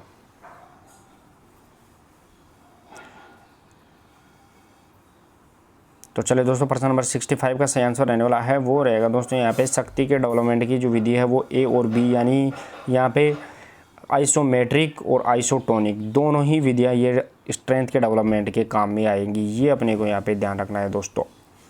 नेक्स्ट और अगला प्रश्न नंबर 66। प्रश्न नंबर 66 देखिए दोस्तों, यहाँ पे डायनामिक शब्द का संबंध है। दोस्तों यहाँ पे डायनामिक शब्द का संबंध किससे है, ये अपने को यहाँ पे बताना है। दोस्तों यहाँ पे दो शब्द अपने को देखने को मिलेंगे आपको, एक डायनेमिक और दूसरा स्टैटिक के नाम से आता है। स्टैटिक, तो दोस्तों यह डायनेमिक होता है वो गतिशील होता है, गतिशील, और जो स्टैटिक होता है वो स्थिर होता है, ये अपने को यहाँ पे ध्यान रखना है, स्थिर। तो डायनेमिक शब्द का संबंध किससे है वो अपने को यहाँ पे बताना है। तो प्रश्न नंबर 66 का सही आंसर रहेगा दोस्तों, वो रहने वाला है यहाँ पे बल या फोर्स से संबंधित होता है, यानी बल से संबंधित होता है वो डायनेमिक। गतिशील और स्टैटिक दोनों ही बल से संबंधित शब्द हो रहेंगे दोस्तों। नेक्स्ट और अगला प्रश्न नंबर 67। प्रश्न नंबर 67 देखिए दोस्तों यहाँ पे, और ज़रूर वीडियो को भी शेयर करते रहिए ताकि दोस्तों और को भी फ़ायदा मिलता रहे। किसी कार्य को करने की तैयारी की प्रक्रिया क्या कहलाती है। तो इंपॉर्टेंट क्वेश्चन पूछा गया प्रश्न है दोस्तों यहाँ पे कि किसी कार्य को करने की तैयारी की प्रक्रिया है वो क्या कहलाती है, ये अपने को यहाँ पे बताना है। तो प्रशिक्षण, लिम्बरिंग डाउन, मनोरंजन, वार्मिंग अप। किसी कार्य को करने की तैयारी की प्रक्रिया क्या कहलाती है, ये अपने को यहाँ पे बताना है। तो चलिए दोस्तों, प्रश्न नंबर 67 का जो सही आंसर रहने वाला है वो रहेगा दोस्तों यहाँ पे वार्मिंग अप होती है वो किसी कार्य को करने की तैयारी की प्रक्रिया होती है। यानी कोई भी गेम खेलते हैं उससे पहले अपन वार्मिंग अप, जिसे अपन हिंदी में गरमाना कहते हैं, यहाँ पे हिंदी में उसे अपन गरमाना कहेंगे दोस्तों। नेक्स्ट और अगला प्रश्न नंबर 68 देखिए दोस्तों, प्रश्न नंबर 68 रहेगा, किसी भी प्रतियोगिता के बाद ये प्रशिक्षण लाभदायक है। यहाँ पे पूछा गया है कि कोई भी प्रतियोगिता करने के बाद में कौन सा प्रशिक्षण यहाँ पे लाभदायक है, ये अपने को यहाँ पे बताना। वार्मिंग अप, अंतराल प्रशिक्षण, सर्किट ट्रेनिंग, या फिर लिम्बरिंग डाउन। यहाँ पे दोस्तों इससे पहले वार्मिंग अप पूछा गया था कि किसी भी कार्य को करने की जो तैयारी की प्रक्रिया होती है, तैयारी की प्रक्रिया वो यहाँ पे वार्मिंग अप कहलाती है, गरमाना। लेकिन यहाँ पे किसी कार्य को करने प्रतियोगिता के बाद में जो लाभदायक प्रशिक्षण पूछा गया है वो रहेगा दोस्तों यहाँ पे लिम्बरिंग डाउन। सही आंसर रहेगा दोस्तों लिम्बरिंग डाउन, जिसे अपन कूल डाउन के नाम से जानते हैं। कूल डाउन, ये लिम्बरिंग डाउन होता है दोस्तों यहाँ पे। नेक्स्ट और अगला प्रश्न रहेगा दोस्तों, वो रहने वाला है प्रश्न नंबर 69। प्रश्न नंबर 69 देखिए दोस्तों, शरीर के द्वारा शरीर के लिए की गई क्रिया शारीरिक शिक्षा है, ये परिभाषा किसने दी है। दोस्तों यहाँ पे बॉडी टू बॉडी, यानी शरीर के द्वारा शरीर के लिए जो कार्य किया जाता है वही शारीरिक शिक्षा है, ये अपने को यहाँ पे, या फिर शिक्षा है, ये अपने को यहाँ पे ध्यान देना है। ये परिभाषा किसने दी है, शरीर के द्वारा शरीर के लिए की गई क्रिया शारीरिक शिक्षा है, ये कहने वाला कौन रहेगा दोस्तों यहाँ पे, एस सी बग, जेपी थॉमस, कैसिडी, या फिर बूचर। तो चलिए दोस्तों यहाँ पे प्रश्न नंबर 69 और इसका सही आंसर रहेगा दोस्तों ये जेपी थॉमस। इसने शरीर के द्वारा शरीर के लिए जो क्रिया की जाती है वो शारीरिक शिक्षा होती है, ये इसने बताया है। नेक्स्ट और अगला प्रश्न नंबर 70। प्रश्न नंबर 70 देखिए दोस्तों यहाँ पे, ट्रम्पोलिन किस खेल से संबंधित है। दोस्तों यहाँ पे ट्रम्पोलिन है ये किस खेल से संबंधित है, ये अपने को यहाँ पे बताना है। तैराकी, जिम्नास्टिक, तलवारबाजी और शतरंज। दोस्तों यहाँ पे एक्रोबेटिक, एरोबिक, ट्रम्पोलिन, ये अपन ने शब्दों के नाम सुने होंगे, ये सभी शब्द हैं वो जिम्नास्टिक से संबंधित रहेंगे दोस्तों। प्रश्न नंबर 70 का सही आंसर रहेगा दोस्तों यहाँ पे जिम्नास्टिक, जिसमें ट्रम्पोलिन, एरोबिक, एक्रोबेटिक, सिंक्रोनाइज्ड, ये सभी जो जिम्नास्टिक के प्रकार होते हैं दोस्तों, और रिदमिक, ये जितने जिम्नास्टिक के सभी रहेंगे दोस्तों। नेक्स्ट और अगला प्रश्न नंबर 71 देखिए दोस्तों, प्रश्न नंबर 71 रहेगा, बेलास्टिक प्रशिक्षण द्वारा किसको विकसित किया जाता है। दोस्तों यहाँ पे बेलास्टिक प्रशिक्षण है, इसके द्वारा किसको विकसित किया जाता है। दोस्तों इसी के हिंट में मैं अगर आपको बताऊं तो इसी के साथ में बेलास्टिक दूसरी विधि होती है वो slow stretch and hold method. Slow stretch and hold method ये भी इसके विकसित करती है। पोस्ट आइसोमेट्रिक होल्ड मेथड है वो भी इसको विकसित करती है। तो तीनों विधि ballistic, slow stretch and hold method और पोस्ट आइसोमेट्रिक होल्ड मेथड है, ये किसको विकसित करेगी। प्रश्न नंबर 71 का सही आंसर रहेगा दोस्तों यहाँ पे लचीलापन या फ्लेक्सिबिलिटी को विकसित करती है। नेक्स्ट और अगला प्रश्न नंबर 72। प्रश्न नंबर 72 देखिए दोस्तों यहाँ पे भारतवर्ष में मनोरंजन अभियान का शुभारंभ किया गया था। दोस्तों यहाँ पे भारतवर्ष में मनोरंजन अभियान का जो शुभारंभ हुआ है वो किसके द्वारा किया गया था, ये अपने को यहाँ पे बताना है। तो एस सी बग, जी डी सोंधी, कुबटिंग या फिर उपरोक्त सभी। तो चलिए दोस्तों पर्सन नंबर यहाँ पे 72 और इसका सही आंसर रहेगा दोस्तों भारतवर्ष में मनोरंजन अभियान का जो शुभारंभ करने वाला है वो रहेगा दोस्तों यहाँ पे जीडी सोंधी, जिसे अपन एशियाई खेलों का कुबर्टीन भी कहते हैं। दोस्तों यहाँ पे एशियाई खेलों का कुबर्टीन ध्यान देने की बात रहेगी दोस्तों, यहाँ पे एशियाई खेलों का कुबर्टीन है वो भी जीडी सोंधी को कहा जाता है, जिसने 1951 में पहली बार एशियाई खेलों की स्थापना या शुरुआत की थी। नेक्स्ट और अगला पर्सन नंबर यहाँ पे 73 देगा दोस्तों। भारत में शारीरिक शिक्षा का जनक किसे कहते हैं? दोस्तों भारत में जो शारीरिक शिक्षा है इसका जनक किसे कहते हैं ये अपने को यहाँ पे बताना है। जीडी सोंधी, एससी भक्त, पीएम जोशी या फिर कुबर्टीन। दोस्तों इससे पहले वाले पर्सन में अपन ने जीडी सोंधी के बारे में देखा था कि वो भारत में मनोरंजन अभियान का शुभारंभ करने वाला रहेगा दोस्तों, लेकिन यहाँ पे भारत में शारीरिक शिक्षा का जनक पूछा गया है।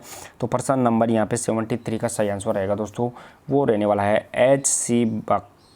एच.सी. बक ये भारत में शारीरिक शिक्षा का जनक रहेगा दोस्तों। नेक्स्ट और अगला पर्सन नंबर 74 देंगे दोस्तों।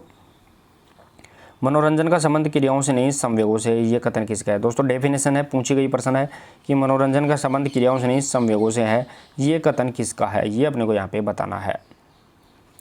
तो रूसो, जॉन डीवी, जोसेफ ली या फिर अरस्तु। तो चलिए दोस्तों यहाँ पे पर्सन नंबर 74 का जो आंसर रहने वाला है वो रहेगा दोस्तों यहाँ पे मनोरंजन का संबंध क्रियाओं से नहीं संवेगों से है, ये कहने वाला रहेगा दोस्तों यहाँ पे जोसेफ ली। ये अपने को यहाँ पे ध्यान रखना है। पर्सन नंबर 74 का सही आंसर रहेगा दोस्तों जोसेफ ली। नेक्स्ट और अगला पर्सन नंबर 75। पर्सन नंबर 75 देखें दोस्तों। बास्केटबॉल खेल में 3 अंक मैदानी गोल एरिया कितना होता है? दोस्तों पूछा गया पर्सन इंपॉर्टेंट क्वेश्चन कि बास्केटबॉल खेल में है जो 3 अंक मिलने के लिए जो मैदानी गोल एरिया होता है वो कितना होता है, ये अपने को यहाँ पे बताना है। तो यहाँ पे दोस्तों कितना होता है ये अपने को यहाँ पे बताना है। इसी के साथ में अगर मैं दोस्तों बास्केटबॉल ग्राउंड की लंबाई चौड़ाई बताऊँ तो बास्केटबॉल ग्राउंड की लंबाई चौड़ाई 28x15 मीटर की होती है, ये पे ध्यान रखना है। और इसकी आउटलाइन ये खेल का हिस्सा मानी जाती है, खेल का हिस्सा ही मानी जाती है, ये अपने को यहाँ पे ध्यान रखना है।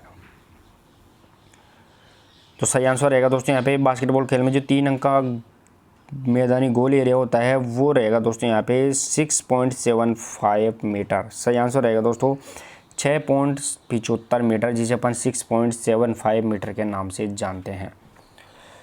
चलिए दोस्तों नेक्स्ट और अगला पर्सन रहने वाला है वो रहेगा दोस्तों पर्सन नंबर 76। पर्सन नंबर 76 देखिए दोस्तों। जल में घुलनशील विटामिन कौन सा है? दोस्तों यहाँ पे जो जल में घुलने वाला विटामिन है वो जल में घुलनशील विटामिन कौन सा है ये अपने को यहाँ पे बताना है। विटामिन ए, बी, डी, के। तो चलिए दोस्तों यहाँ पे पर्सन नंबर 76 और इसका सही आंसर रहेगा दोस्तों यहाँ पे जल में घुलनशील विटामिन होता है वो विटामिन बी रहेगा दोस्तों यहाँ पे। दोस्तों 2 प्रकार के विटामिन होते हैं, एक जल में घुलनशील और दूसरा वसा में घुलनशील। जो जल में घुलनशील विटामिन होते हैं वो बी, सी और एच होता है। इसी के साथ में यहाँ पे वसा में घुलनशील ए, डी, ई, के होते हैं दोस्तों, ये अपने को यहाँ पे ध्यान रखना है, ए, डी, के। नेक्स्ट और अगला पर्सन नंबर 77 देखिए दोस्तों। Person number 77। वसा में घुलनशील विटामिन कौन से हैं? दोस्तों यहाँ पे वसा में घुलनशील यानी फैट में घुलनशील विटामिन कौन से हैं ये अपने को यहाँ पे पूछा गया है। तो विटामिन ए, डी, के या फिर उपरोक्त सभी। तो चलिए दोस्तों पर्सन नंबर 77 और इसका सही आंसर रहेगा दोस्तों यहाँ पे जो वसा में घुलनशील विटामिन है वो उपरोक्त सभी यानी ए, डी और के, और इसी के साथ में चौथा विटामिन होता है वो ई भी होता है, ए, डी, ई, के, ये चारों विटामिन वसा में घुलनशील रहेंगे दोस्तों। नेक्स्ट और अगला पर्सन नंबर 78। पर्सन नंबर 78 देखिए दोस्तों। विटामिन ए प्रचुर मात्रा में किस में पाया जाता है? दोस्तों यहाँ पे विटामिन ए ये प्रचुर मात्रा में किस में पाया जाता है ये अपने को यहाँ पे ध्यान रखना है। तो चलिए दोस्तों विटामिन ए है, इसका रासायनिक नाम रेटिनॉल होता है। और इसकी कमी से कौन सा रोग होता है? तो दोस्तों इसकी कमी से यहाँ पे रक्तौंधी रोग होता है, रक्तौंधी रोग या फिर जीरोफ्थैलेमिया रोग भी होता है, जीरोफ्थैलेमिया। ये दोनों रोग विटामिन ए की कमी से होते हैं और ये विटामिन ए प्रचुर मात्रा में वो गाजर में पाया जाता है। सही आंसर रहेगा दोस्तों यहाँ पे गाजर। चलिए दोस्तों नेक्स्ट और अगला पर्सन नंबर 79। पर्सन नंबर 79 देखिए दोस्तों। शरीर में ऊर्जा का प्रमुख स्रोत क्या है? दोस्तों यहाँ पे शरीर में जो ऊर्जा का यानी एनर्जी का जो प्रमुख सोर्स है, मेन सोर्स है वो क्या है ये अपने को यहाँ पे बताना है। तो प्रोटीन, विटामिन, कार्बोहाइड्रेट या खनिज लवण। दोस्तों ये सभी इनके साथ में जल, ये सभी है जो संतुलित आहार के अवयव होते हैं, यानी बैलेंस्ड डाइट के संतुलित आहार के अवयव रहेंगे। लेकिन यहाँ पे इनमें से जो प्रमुख स्रोत पूछा गया है वो अपने को यहाँ पे बताना है। तो प्रश्न नंबर 79 का सही आंसर रहेगा दोस्तों यहाँ पे कार्बोहाइड्रेट शरीर में ऊर्जा का प्रमुख स्रोत होता है। नेक्स्ट और अगला प्रश्न नंबर 80 देखिए दोस्तों यहाँ पे, ऊर्जा प्रदान करने वाला पोषक तत्व कौन सा नहीं है। दोस्तों यहाँ पे ऊर्जा या एनर्जी प्रदान करने वाला पोषक तत्व है वो कौन सा नहीं है, यहाँ पे नहीं है पूछा गया है। कार्बोहाइड्रेट, प्रोटीन, विटामिन या फिर वसा। प्रश्न नंबर 80 और इसका सही आंसर रहने वाला है वो रहेगा दोस्तों यहाँ पे जो ऊर्जा प्रदान करने वाला पोषक तत्व है वो यहाँ पे विटामिन नहीं है। दोस्तों यहाँ पे विटामिन ऊर्जा नहीं देता है, बल्कि ऊर्जा देने वाले अन्य पदार्थों का वो सहयोग करता है। ये अपने को यहाँ पे ध्यान रखना है। नेक्स्ट और अगला प्रश्न नंबर देखिए दोस्तों, प्रश्न नंबर 81, कौन से विटामिन को हार्मोन भी कहा जाता है। दोस्तों यहाँ पे कौन सा विटामिन है जिसे विटामिन को हार्मोन भी कहते हैं। विटामिन ए, बी, के या फिर डी। दोस्तों यहाँ पे ऐसा कौन सा विटामिन है जिसे हार्मोन के नाम से भी जाना जाता है। तो प्रश्न नंबर 81 और इसका सही आंसर रहेगा दोस्तों यहाँ पे विटामिन डी को हार्मोन भी कहते हैं। वो एकमात्र विटामिन है जो दोस्तों शरीर में नहीं बनता है, इस शरीर से बाहर यानी सूर्य की किरणों से लिया जाता है। और इसका जो वैज्ञानिक नाम होता है उसे अपन कैल्सीफेरोल के नाम से जानते हैं, कैल्सीफेरोल। ये अपने को यहाँ पे ध्यान रखना है। चलिए दोस्तों यहाँ पे प्रश्न नंबर नेक्स्ट रहेगा प्रश्न नंबर 82। प्रश्न नंबर 82 देखिए दोस्तों यहाँ पे, कार्बोहाइड्रेट, प्रोटीन और वसा का अनुपात भोजन में कितना होता है। दोस्तों यहाँ पे कार्बोहाइड्रेट, प्रोटीन और वसा इनका भोजन में अनुपात कितना होता है, ये अपने को यहाँ पे बताना है। तो चलिए दोस्तों यहाँ पे कार्बोहाइड्रेट, प्रोटीन और वसा इनका अनुपात जो भोजन या आहार या बैलेंस डाइट में होता है वो रहने वाला है दोस्तों यहाँ पे 4:1:1, यानी सबसे ज़्यादा यहाँ पे 4 अणु कार्बोहाइड्रेट के होने चाहिए, 1 अणु प्रोटीन और 1 अणु वसा का होना चाहिए। नेक्स्ट और अगला प्रश्न रहने वाला है वो रहेगा दोस्तों यहाँ पे प्रश्न नंबर 83। प्रश्न नंबर 83 देखिए दोस्तों, रक्त का थक्का जमाने के लिए कौन सा विटामिन उपयुक्त होता है। दोस्तों यहाँ पे रक्त का थक्का जमाने के लिए, ब्लड की क्लॉटिंग करने के लिए कौन सा विटामिन यहाँ पे काम में लिया जाता है। तो विटामिन ए, बी, के या फिर डी।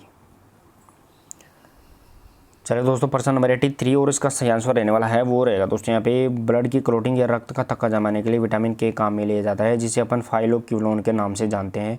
और यहाँ पे दोस्तों प्रोटीन पूछे तो वो फाइब्रिनोजन प्रोटीन रहेगा, फाइब्रिनोजन प्रोटीन, ये भी रक्त का थक्का जमाता है। और साथ में प्लेटलेट्स भी यहाँ पे रक्त का थक्का जमाने के लिए कणिकाओं में काम आती है। नेक्स्ट और अगला प्रश्न नंबर 84 देखिए दोस्तों यहाँ पे शरीर का बॉडी बिल्डर आहार किसे कहा जाता है। दोस्तों यहाँ पे शरीर का बॉडी बिल्डर आहार किसे कहा जाता है। कार्बोहाइड्रेट, खनिज लवण, विटामिन या प्रोटीन। दोस्तों ये टूटे हुए ऊतकों की, यहाँ पे ध्यान रखना, टूटे फूटे ऊतकों की मरम्मत करने के लिए काम में भी आता है। ये कौन सा आहार है। तो चलिए दोस्तों यहाँ पे प्रश्न नंबर 84 का सही आंसर रहेगा दोस्तों वो रहने वाला है प्रोटीन को शरीर का बॉडी बिल्डर आहार या टूटे फूटे ऊतकों की मरम्मत करने वाला भी, ये भी यहाँ पे रहेगा। नेक्स्ट और अगला प्रश्न देखिए दोस्तों यहाँ पे प्रश्न नंबर रहने वाला है प्रश्न नंबर 85। प्रश्न नंबर 85 देखिए दोस्तों यहाँ पे नाइट्रोजन तत्व किसमें पाया जाता है। दोस्तों यहाँ पे नाइट्रोजन तत्व है कौन से आहार में पाया जाता है, आहार के कौन से तत्वों में पाया जाता है। तो यहाँ पे कार्बोहाइड्रेट, प्रोटीन, विटामिन या खनिज लवण।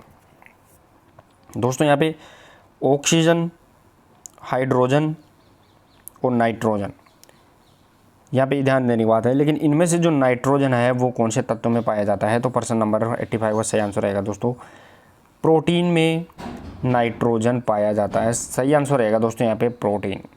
नेक्स्ट और अगला प्रश्न देखिए दोस्तों प्रश्न नंबर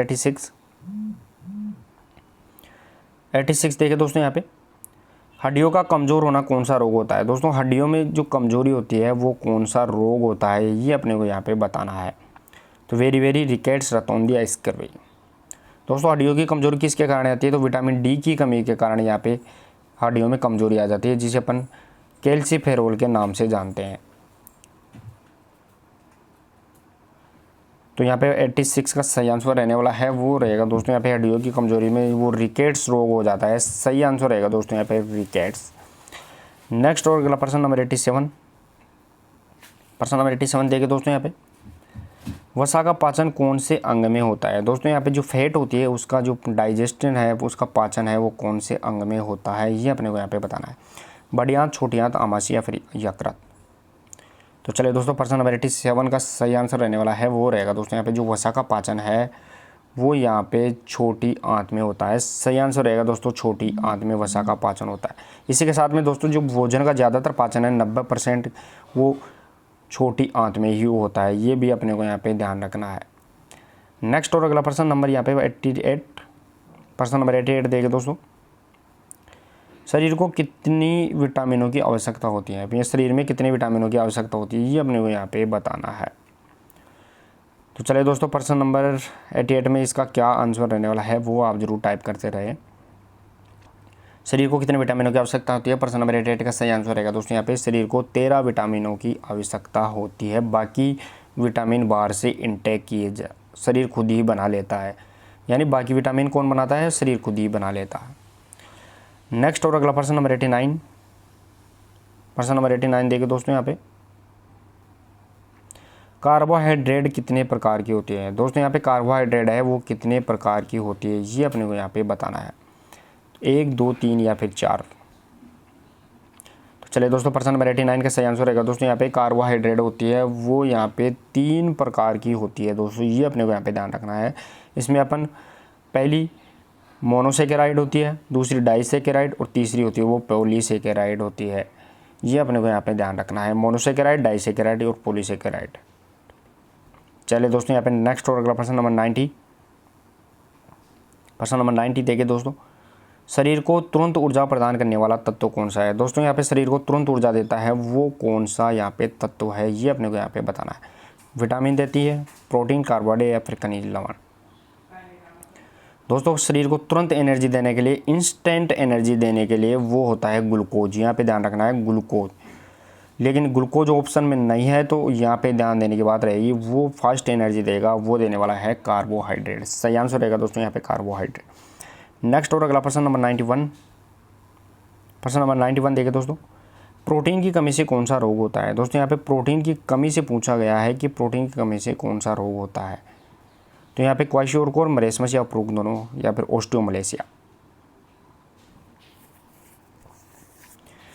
तो चलिए दोस्तों प्रश्न नंबर 91 का सही आंसर रहने वाला है वो रहेगा दोस्तों यहाँ पे उपरोक्त दोनों ये प्रोटीन की कमी से होते हैं। लेकिन यहाँ पे जो मरासमस रोग है ये बच्चों में होता है, ये अपने को यहाँ पे ध्यान रखना है। बच्चों में प्रोटीन की कमी होती है तो मरासमस, और बड़ों में जो वृद्ध व्यक्ति होते हैं उनमें अगर प्रोटीन की कमी होती है तो वो क्वाशियोरकोर होता है, ये अपने को यहाँ पे ध्यान रखना है। नेक्स्ट और अगला प्रश्न नंबर 92 देखिए दोस्तों विटामिन ए का रासायनिक नाम क्या है। दोस्तों मैंने बता भी दिया है कि विटामिन ए का रासायनिक नाम क्या है। तो यहाँ पे कैल्सिफेरॉल, टोकोफेरॉल, रेटिनॉल या थायमिन।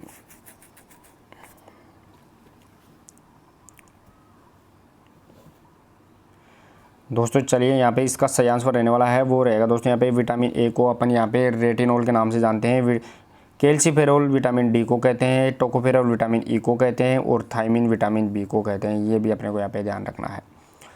चलिए दोस्तों नेक्स्ट और अगला प्रश्न नंबर 93।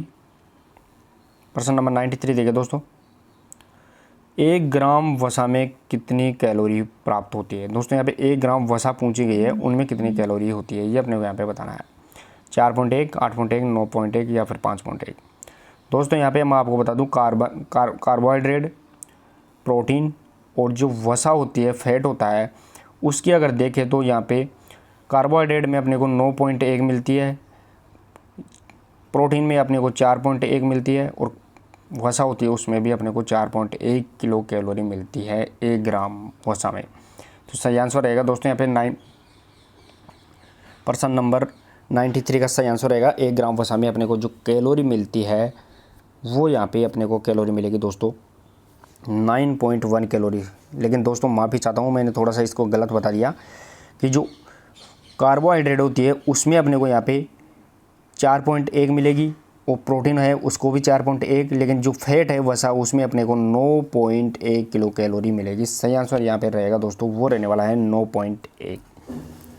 सबसे ज़्यादा जो अपने को एनर्जी मिलती है वो फैट या वसा से मिलती है। नेक्स्ट और अगला प्रश्न नंबर 94, भोजन की ऊर्जा का मापन किस में किया जाता है? दोस्तों यहाँ पे भोजन की जो ऊर्जा होती है इसका मापन किस में किया जाता है? किलोग्राम, किलो कैलोरी, ग्राम या फिर सेंटीमीटर? तो चलिए दोस्तों प्रश्न नंबर 94 और इसका सही आंसर रहेगा दोस्तों यहाँ पे भोजन की जो ऊर्जा होती है वो किलो कैलोरी में मापी जाती है, ये अपने को यहाँ पे ध्यान रखना है। नेक्स्ट और अगला प्रश्न नंबर 95, प्रश्न नंबर 95 देखिए दोस्तों यहाँ पे 1 ग्राम कार्बोहाइड्रेट में कितनी ऊर्जा प्राप्त होती है? दोस्तों यहाँ पे 1 ग्राम कार्बोहाइड्रेट में कितनी ऊर्जा अपने को प्राप्त होती है वो मैंने इसको पहले आपको क्लियर कर दिया दोस्तों यहाँ पे कि 1 ग्राम कार्बोहाइड्रेट में कितनी ऊर्जा प्राप्त होगी, तो वो 4.1 किलो कैलोरी होगी। दोस्तों मैंने बताया था कार्बोहाइड्रेट में और कार्बोहाइड्रेट और यहाँ पे दूसरा इसको बताया था मैंने प्रोटीन, इन दोनों के अंदर यहाँ पे 4.1 होती है, लेकिन वसा में कितनी होती है तो वो 9.1 होती है, वो वसा में होती है, ये अपने को यहाँ पे ध्यान रखना है। नेक्स्ट और अगला प्रश्न नंबर 96 देखिए, सूक्ष्म पौष्टिक आहार कौन से होते हैं? दोस्तों यहाँ पे माइक्रो न्यूट्रिएंट्स होते हैं, वो कौन से होते हैं ये अपने को यहाँ पे बताना है। तो कार्बोहाइड्रेट, विटामिन, खनिज लवण या फिर प्रोटीन?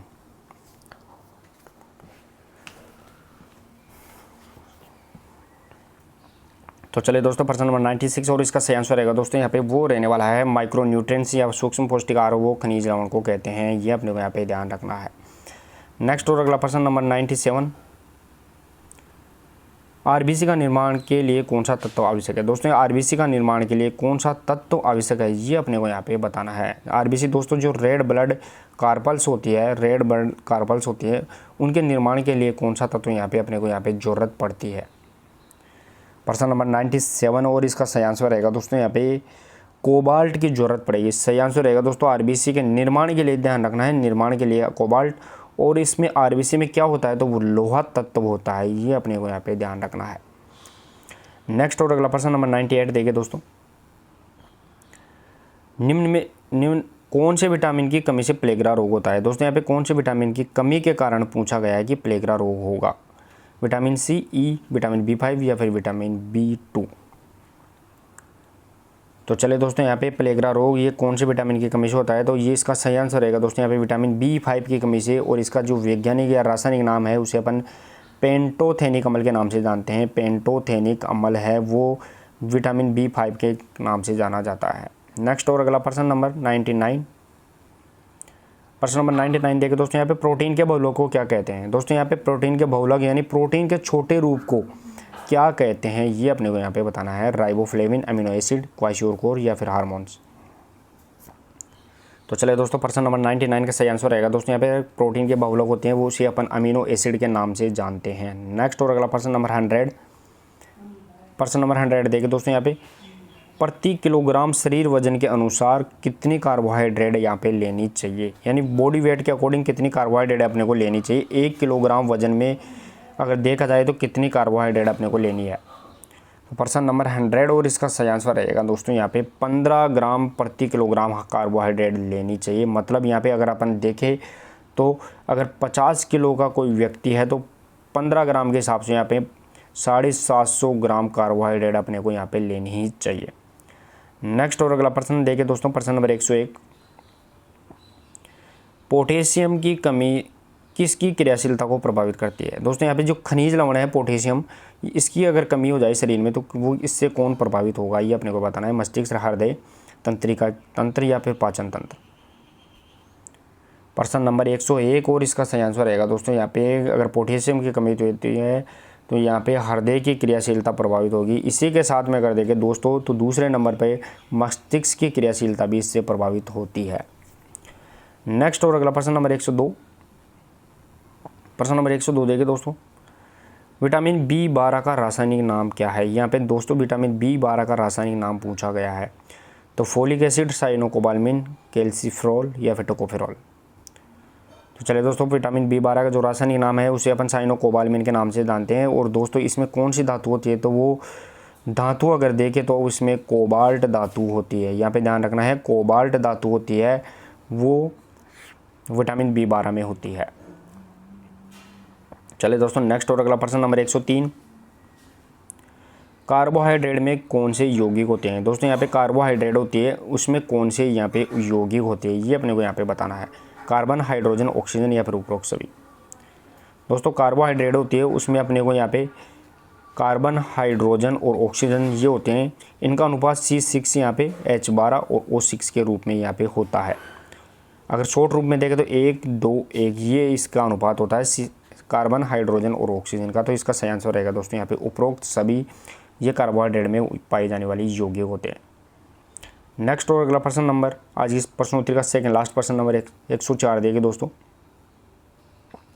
एंटी स्टेरॉयड विटामिन किसे कहा जाता है। यहाँ पे दोस्तों एंटी स्टेरॉयड विटामिन किसे कहा जाता है ये अपने को यहाँ पे बताना है। दोस्तों यहाँ पे एंटी स्टेरॉयड या फिर इसे अपन ब्यूटी विटामिन के नाम से भी जानते हैं, ब्यूटी विटामिन के नाम से भी जानते हैं, ब्यूटी विटामिन या एंटी स्टेरॉयड यानी नपुंसकता से संबंधित या इसके जनन से संबंधित, इसको जनन तंत्र को प्रभावित करती है। तो एंटी स्टेरॉयड विटामिन किसे कहा जाता है। प्रश्न नंबर 104 का सही आंसर रहेगा दोस्तों यहाँ पे विटामिन ई को एंटी स्टेरॉयड, और विटामिन ई का रासायनिक नाम यहाँ पे टोकोफेरोल होता है दोस्तों। चलिए दोस्तों आज की प्रश्नोत्तरी का लास्ट और इंपॉर्टेंट प्रश्न नंबर 105 देखिए दोस्तों। प्रश्न नंबर 105 रहेगा आज की प्रश्नोत्तरी का लास्ट प्रश्न, कौन सा विटामिन आसानी से नष्ट हो जाता है। दोस्तों यहाँ पे कौन सा विटामिन है जो आसानी से नष्ट हो जाता है। विटामिन डी, के, विटामिन ए या विटामिन सी।